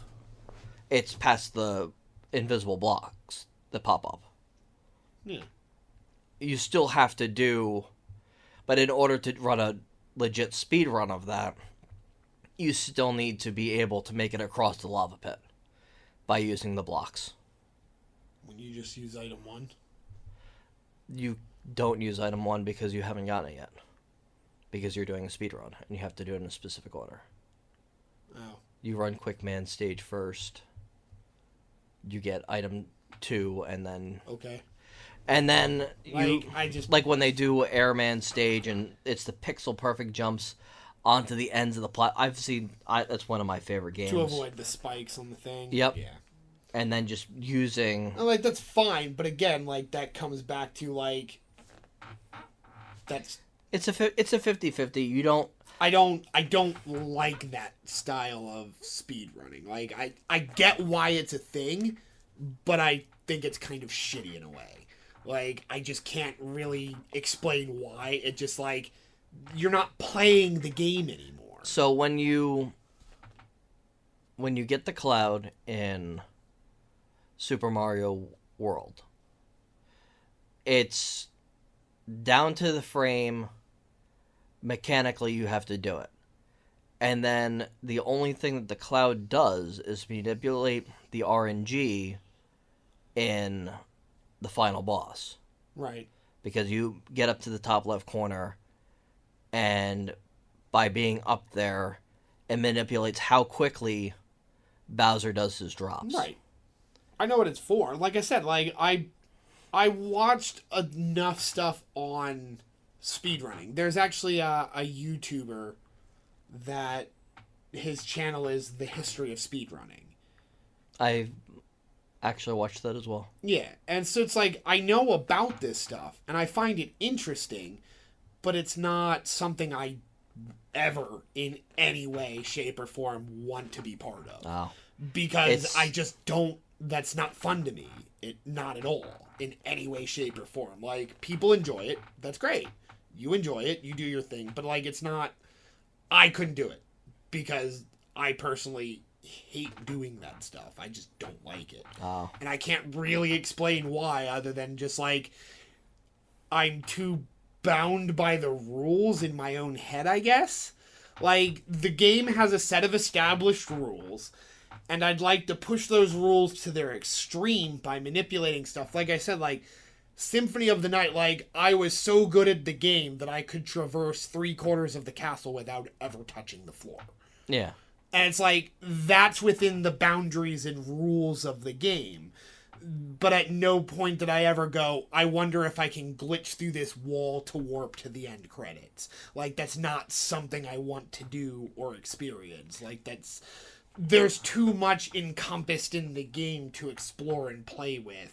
See, I love playing a game and beating it enough times, and after I've beaten it enough times going, okay, how can I break this? Yes.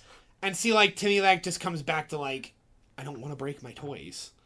Like, that's just, I don't know, like, it just never appealed to me. I don't know, I guess I was more of the kid that, after he's had enough time, is like, let me take this apart. I want to see what's inside. What makes this work? And see, What like, can I do do with that this? as well, but in a different way, where it's like, I want to see, like, okay, what are all the ways I can utilize all of my abilities in weird ways to, like, there's things like Symphony of the Night playthroughs, like, speedruns. Like, there's stuff, like, you'll see them do where, like, before they even get the double jump, like, there's a way, and I haven't figured out how to do it, but, like, there's a way where while you're unarmed, you can, like, do, like, a down kick, and it'll reverse your momentum just enough that you can, like, kick over jumps that you wouldn't be able to make that early in the game. And, like, that stuff's cool to me. Like, that isn't like, okay, well, if I stand on this pixel and wiggle left and right, I fall into the terrain and warp to the end of the stage. Like, that shit's dumb to me. Yeah. Well, the Sonic stuff... It's like It's over the top. Right, like I was watching like a Sonic 1 playthrough, and like watching him go through Green Hill Zone, he has every jump memorized, he has every item memorized, and he's like a blur faster than the camera to the end of the stage. Yep. And then Marble Garden starts, he takes 3 steps, turns left, turns right, turns left, jumps, and falls into the stage. And I'm like, this is bullshit. Some people can do that faster. But, yeah. It's... Same thing. But that's yours the point. Is, yours it is was more it was along the world lines of... record run of that game, and so like I wanted to see him go through the level with pixel perfect precision and memorization, knowing every jump, every enemy, every item, every route, the fastest way, and shoot through it with the mechanics of the game, and not just like, oh well, after the first board, he literally glitches every stage to completion. And it's like, this is dumb as fuck. Why is this a thing? Like, this should be its own category. It's like, how do you feel speedrun about... with glitches, speedruns without glitches. So in Super Metroid, if you have that pixel perfect, you can do the wall jumps. Or the abusing... One thing I will not use are the turbo controllers. Right. But if you use a turbo controller and put it right, you can use the mines to get the different areas that you're not supposed to until later in the Metroid game. I don't know. I have to see it. Like, I don't know. Like, I honestly end up coming back to it on an almost case-by-case basis, where it's like, certain things are like, well, this is just pure mechanical skill, and then other things it's like, okay, you're just breaking the code of the game. Or using... and I think that's the easiest determination. Damage boosting. Damage boosting? Yeah. Well, there are a couple games where damage boosting, like, I'll use Super Metroid again. If you do the quick turn, you damage boost back, and then you keep trying to use damage boost to project you. I've seen some really cool speedruns of... If you go and you're about to take damage, you turn yourself real quick the opposite direction, because Samus takes damage backwards. Okay. I get what you mean. Damage boosting. I've seen a couple examples of that. The first Castlevania, there is a skip in the third world where there's like Medusa heads on a platforming section, and you can jump and get hit and like phase through the platform above you to like just skip the whole section.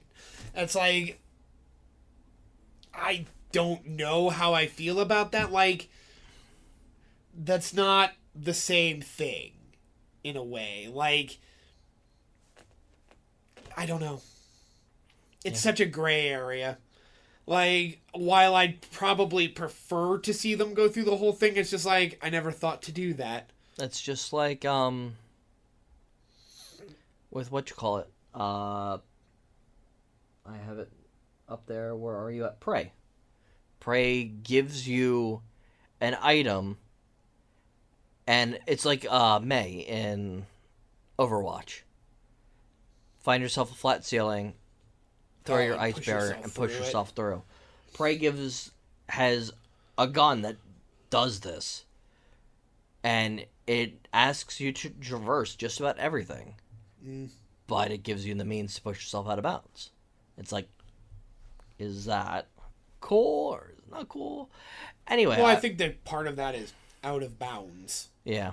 Like, if the exploit requires literally breaking the boundaries of the game or exploiting glitches in terrain, I don't feel that it's legit. Like, now it's reliant on glitches. But if it's something like exploiting mechanics of the game in the situation of, like, damage boosting, like... What about Symmetra's wrap around a corner? Yeah, that's garbage. That's totally different. That's just slap that again mechanics. Real quick. That's just poor mechanical design and over-tuning. And I know why they did that was because she was so underplayed that they did it to bring her play up. Oh, it did. It certainly did. Yeah, to a point where she's now oppressive. But... So, yeah. I mean, I guess it depends on how the designers built the game. And... like I said, like, the Mario warps, I don't like. Like, I think they're interesting. I don't think they should count as speedrunning. Because they're not. You didn't speedrun the game. You glitched the game to the end credits. That's different. Well, the level 7-1 Mario 3 warp is one of the most difficult. And again, like, it's awesome. Like, watching it is awesome, but right, like, it's awesome don't count because it's a real feat, but it's not speedrunning. Yeah. Well, like that I think is the distinction. Is like I personally see speedrunning as a full execution of skill and mastery of the game's mechanics to complete the game as quickly as possible within the boundaries of the game. Yeah. And at the point that you start breaking the boundaries of the game, it needs to be its own category. Well, that's how they built the game. And when you build a game, you try to make it as perfect as possible. And now you have an opportunity. A new sandbox came out, or is coming out. Was a 3DS title. Dragon Quest Builders. Oh, yeah. See what I did there? Square Enix does Minecraft. Yep. Square Enix Which is Minecraft. interesting. Yeah, I mean, it looks neat. I'm not a sandbox guy. I saw Minecraft. I love Minecraft. Everybody goes nuts about it, and I just look at It's Legos. guys, have fun. I really liked Minecraft a lot. We had a big private server. There was probably like 12 or 15 of us on it that all worked together and like just cool stuff. Yeah. Again, it looks neat. It's going to be Dragon Quest style. I'm not going to probably play that I game. don't think I will either. Like, I'm long past Minecraft at this point. Like, I love the game and I'd love to put time into it, but I have so many other project games. Yeah. Like, I just don't have time for a sandbox. Like, Minecraft is the true definition of a sandbox. Like, here's a place to play, do whatever you want with no story, no consequences. Like, just go at it. I might watch some people play Dragon Quest Builders. Yeah. Maybe. Yeah, I'm not busy. I love Minecraft. So, I mean, like, more of that's certainly not a bad thing, especially with themes and potential. Because, like, they found a way to put story into those types of games now, and I don't know how. If they don't do that, they have Telltale to do it. And then one of the game, I always hear people badmouth Kirby all the time. Oh, they're kid games. Oh, they're not interesting. No, I think they're good. I love the hell out of them. I'm not saying us. I'm saying it's always, oh, Kirby, same game. They always do something unique with the mechanics. Yeah. Like Robobot was a mess of fun. Robobot? Yes. Planet Robobot. 3DS title. Alright. Your There's so many Kirby games. Your mech games, the powers and stuff. And this Kirby Star Allies. First Kirby game for the Switch. Yeah. I am glad that it's not that color thing. The yarn. It wasn't yarn. Well, I think he was made of yarn, but you drew like a rainbow thing around, and you never felt like you were actually controlling Kirby. They could have used any original character into that. You could have just made it into a ball. Well, it was really funny because, like, there's no story reason why Kirby's doing that. Like, he was too lazy to walk. He just kept rolling. Like, it was such a funny concept. Like, the opening, like, cinematic, like, he was just amusing himself by rolling down hills when this happened. And he's just like, all right, and just keeps rolling. Like, that was it. That was the only reason that happened, was Kirby just didn't feel like walking for that. He's like, I'm not using my legs. It was like a personal challenge. I mean, it's believable with Kirby. Yeah, like Kirby, like he just never bothered to stand up and use his legs. He's just like, man, I'm just going to keep rolling. I could see Cartman from South Park doing that. Just feel like, I don't feel like walking today. I'm going to roll everywhere. Screw you guys, I'm rolling over there. Yeah. So, I mean, it's got all the different power-ups and stuff like that. Right. But the real draw for me was the combining power-ups together. Yeah, they've had that mechanic sort of a bunch of times. There was one where, like, you could eat enemies and store them in your stomach and mix them together there. I missed out on that game then. It was a DS game. Okay. Because it was on a second screen. Like, you played on the top screen and the bottom screen was your stomach. Huh. And so, like, as you'd eat enemies, they'd go into your stomach and you could, like, mix them together or store them. And now you or also... just use them. The friendship thing, I mean, that's obviously That's been around for a long yeah, time, that's been too. since Kirby All Stars. Yeah, But now you can have 4, and it's up to 4 players, right. Which makes sense. which I don't know how I feel about that. Mario games alone, when you have 4 players, is a headache. Like trying to precision platform with 4 tennis balls and a dryer. Yeah. That was the best way I've ever heard it described. Fortunately, with Kirby, there's a lot more leniency with platforming. Right, because you could float. Yeah. But yeah, Yahtzee Croshaw described Mario Wii as trying to precision platform with 4 tennis balls and a dryer. Yeah. They're just like, dum, dum, dum, dum, dum, dum, dum, dum. And like the second you touched another player, you went ricocheting in opposite directions at maximum velocity. Jumping on other people's heads. Right, and so like, I played through both Wii and Wii U with 4 players. There were 4 of us, and we all sat down, and we played through both games. And it was funny because after a while, we actually, we had a pecking order, essentially. Like, everybody stayed in a line, and, you just, it was really cool to watch. Yeah, Jason and we tried playing that, and then I told him to turn his controller off. Oh, Jesus. Yeah, we definitely, 2 players is actually really, really manageable. I've beaten that game 2-player probably a dozen times. But, the 4-player, we only got 1 solid playthrough of that. But we made it. We did it. Yeah, well, with some of the newer ones, it definitely makes unlocking and completing the game much faster. Because you don't have, it's double-edged. The challenges are easier because you can just do, jump stacking instead of, saving power-ups. Well, that's not what I meant on that. With 100%ing it. Yeah, that's what I mean. Because, collecting, the gold stars or the coins or whatever it was. No, Mario 3D World also required you to... Oh, the stamps and stuff with the specific characters. That and beat the level with every single character.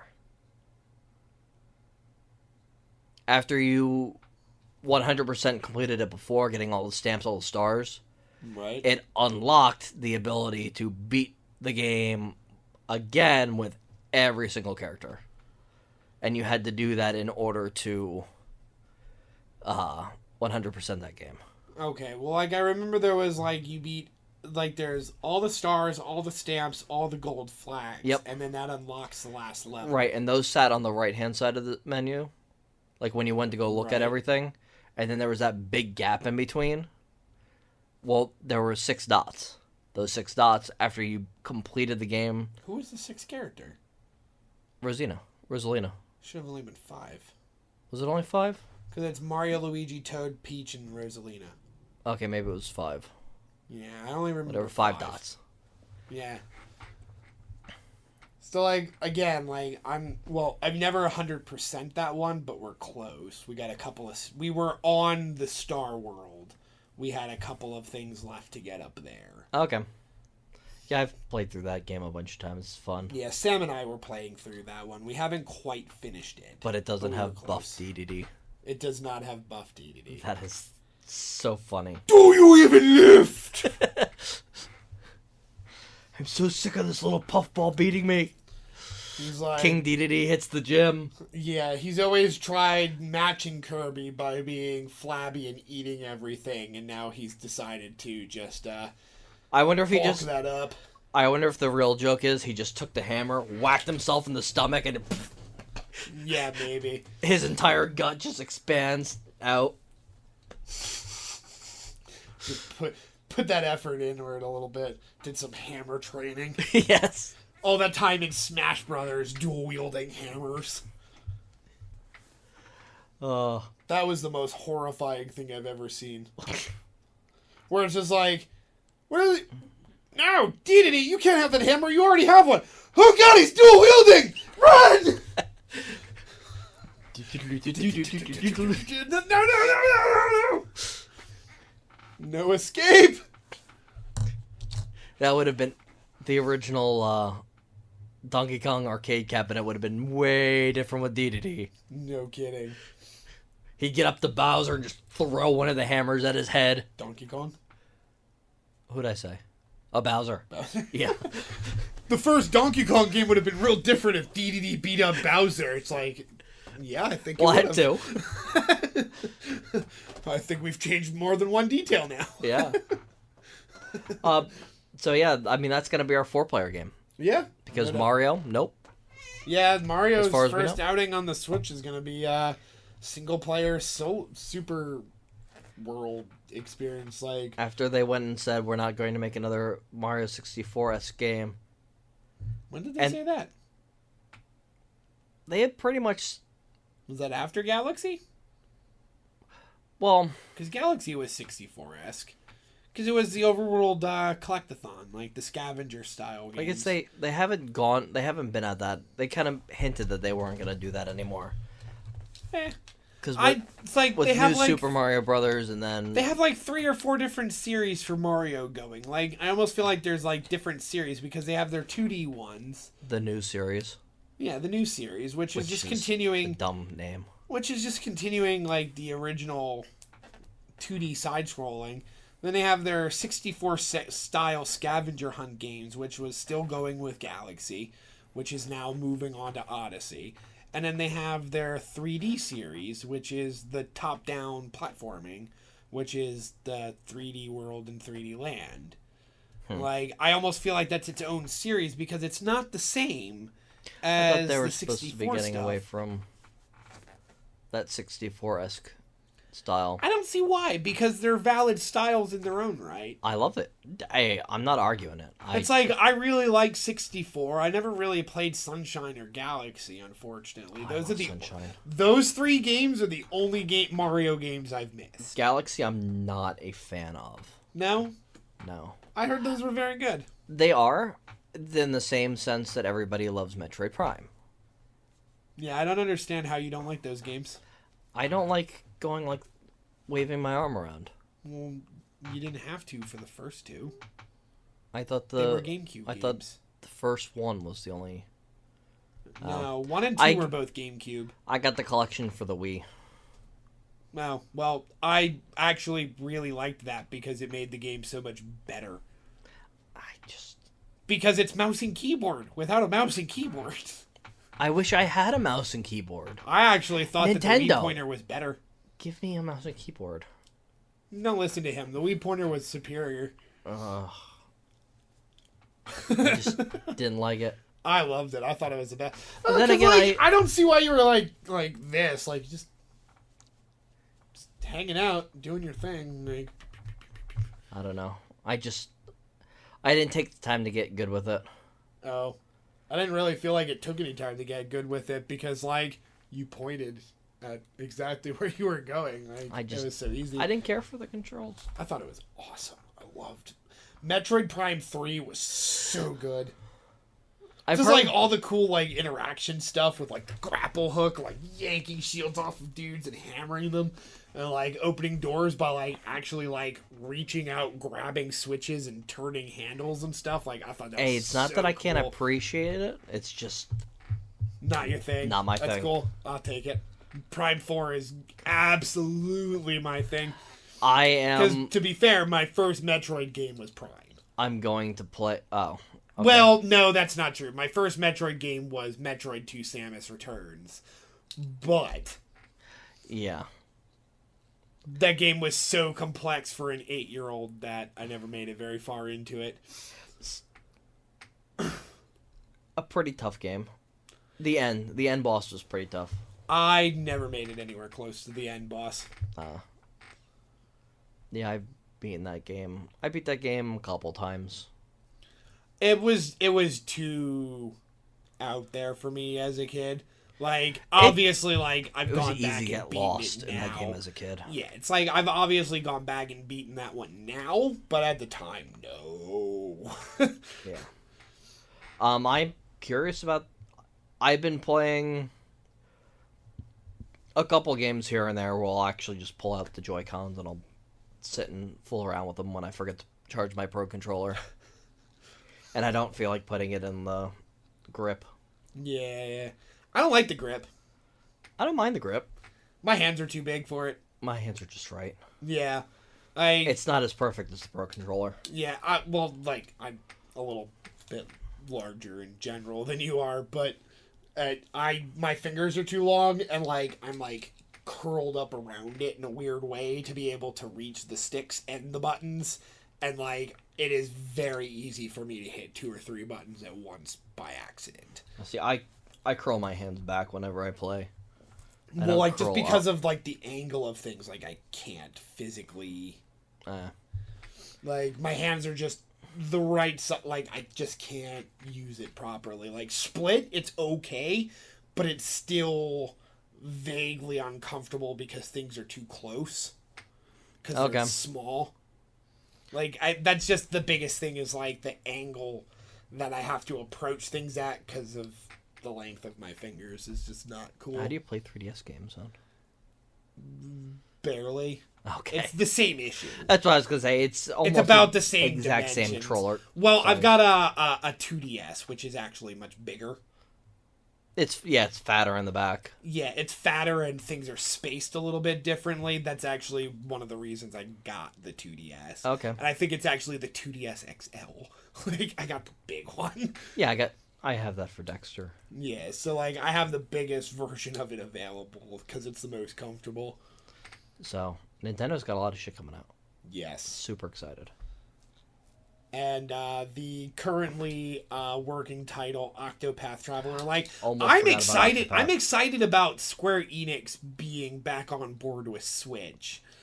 It does make me feel all warm and fuzzy inside. Right, that's all warm and fuzzy because they got the spiritual successor to I Am Setsuna coming. I forget what that was called. Lost Sphere. Lost Sphere. Then there's the working title, Octopath Traveler, looks really good. It reminds me a lot of Saga, actually. Yep. Where it's you've got 8 or 9 different characters with their own stories and abilities through one world. I wonder if they're going to come together at any point. So far they've said... It looks like a few of them do. Because Okay. the dancer and the sword guy definitely have overlap with one another. I'm positive that I saw the two of them interacting with each other during the trailer. Whether or not they were both playable, not necessarily. Yeah. But they were interacting. Their storyline convenes even if it keeps going opposite directions. You know what I'd kind of like to see? I would love to see an RPG where you had the 8 different character paths and you and a couple different friends can start out on your own paths and then there's some big connected thing going on. Right. And you can join games where each of you are playing and the world is constantly shifting around. And if you want, you can party up together. I'm pretty positive there is a game like that. I'm pretty sure. It was PS2 or 3. It was a PlayStation game. I'm positive of that. And there was an RPG where you could jump in and out of it. And you had your own storyline, but the storylines could overlap. But now we have a Switch where people can pick up and carry with them anywhere they go. It's hooked up to the internet barely. I mean, don't expect to talk to your friends unless you're sitting next to each other. If it was PS2, you had memory cards. Yeah, but I mean, the Switch is a lot. I get what you're going for. Yeah. I get what you're saying. Yeah, that would be interesting.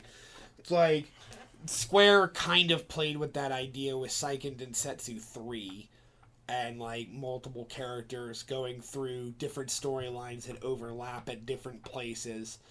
And you always had the Baldur's Gate games, which was multiple characters in the same storyline that you can jump in and out of. Yeah, we don't need that anymore. No, I suppose we don't. It's force of habit now at this point. But yeah, with But yeah, that would be the cool mechanic that I like too is the way that your characters can actually interact with NPCs.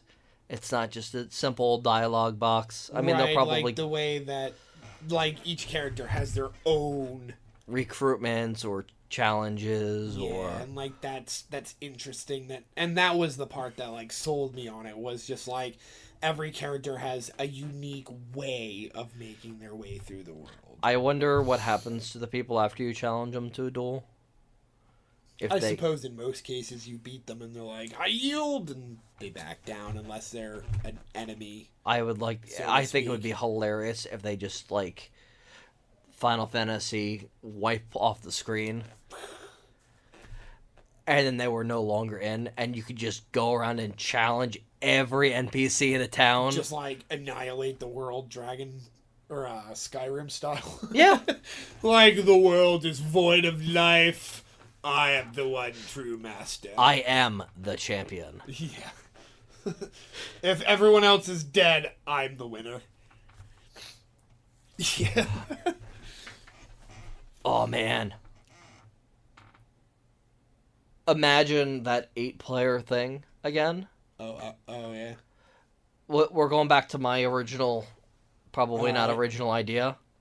Imagine if you had the multiple players and the guy playing the champion has the option to do that. Just like start wiping people out. Start wiping towns and people out. And he becomes the villain. In a way. And then the Temptress has the opportunity to build armies against the champion. Taking that a little far. Sounds like an MMO now. I'll take it. Yeah, Where's right. my wallet? Square? Shut up and take my money! Yeah. Yeah, as you said, it's awesome to see Square and Nintendo back together. Yeah, that's a big one. Like I said, it's really nice seeing all of these other companies like Rockstar bringing LA Noire to the Switch is a big deal, because the last time Nintendo and Rockstar had a game was in, I want to say 2009 on the Game Boy Advance. Yes, the Red Dead. No, it was They did have a Red... It was GTA. I think Is was that the what it last was? one. Yeah, it was a GTA I thought game. they had a Red Dead one as well. No, that would have been much more recent, because Red Dead was only like 2013 or 2013, 2014. Well, I think they did have a Red Dead thing, No. like a GTA. The last time Nintendo had anything from Rockstar was Grand Theft Auto something or other for Game Boy Advanced. And that was like 2009. I kind of want to look that up. But so like it's nice to see Nintendo getting support. Yes. And I think the biggest thing from that is the fact that Switch is a console aimed at a different, like, it's aimed at their consumer base. Like, instead of trying to bring all of these other types of gamers in, or non-gamers in the case of the Wii and Wii U, like, oh, we're trying to appeal to everybody, even grandma and grandpa who have no idea how games work. I can use the bowling. Yeah, and in the process, like, they alienated their core audience, which alienates the actual potential gamers that would be interested in this system. And I think they've finally gotten a system that caters to their core. That's Rockstar's home. Yeah, Wikipedia. Checking out to see... Fact checking. I am doing a fact check. It's just running series. Rockstar Games presents table tennis. I missed that one. That was their tech demo for GTA 5's engine. That's just...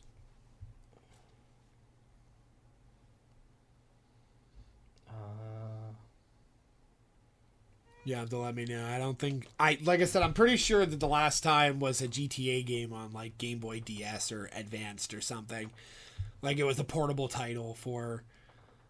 I know there was I thought there was more. I don't think there was anything since then.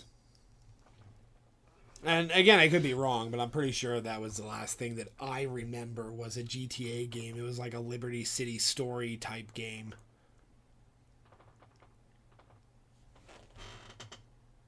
Smuggler's Run. Was GameCube, but that would be like Bully. In 2009. 2009. And then they had Manhunt as well.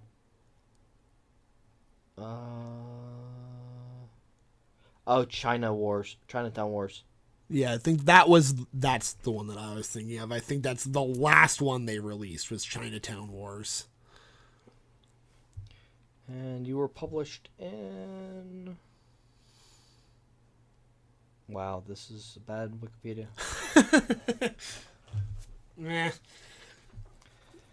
I'm pretty sure it was like 2009. Anyway, yeah, we're super glad that people are joining It's on like Nintendo. That's, it's a sign that if they're taking the time to port a game like LA Noire to the Switch, it means the Switch is profitable. Yeah, well, I mean, like, yes and no. They're doing a Vita version of it. Not Vita. Vive. Yeah, I get that. But I mean, like, the thing is like, all these companies wouldn't be taking their time to put these out if the system wasn't going to make money. Right. But I'm just kind of throwing out there, they're kind of Skyriming LA Noire. Because it's getting an HD remake on the Xbox and the PlayStation, and it's getting a VR port, and it's getting a Nintendo port. Yeah. Maybe... I get that. But I mean, like, at the same point, like... Maybe your character will get a Mario hat and...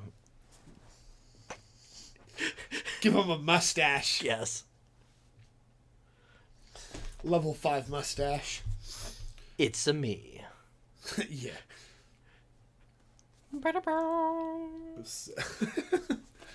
If only my Dragonborn could have a Mario mustache. Listen, Nintendo might have watched us that one time. They might watch us again. Good. Do it. Do it. I dare you.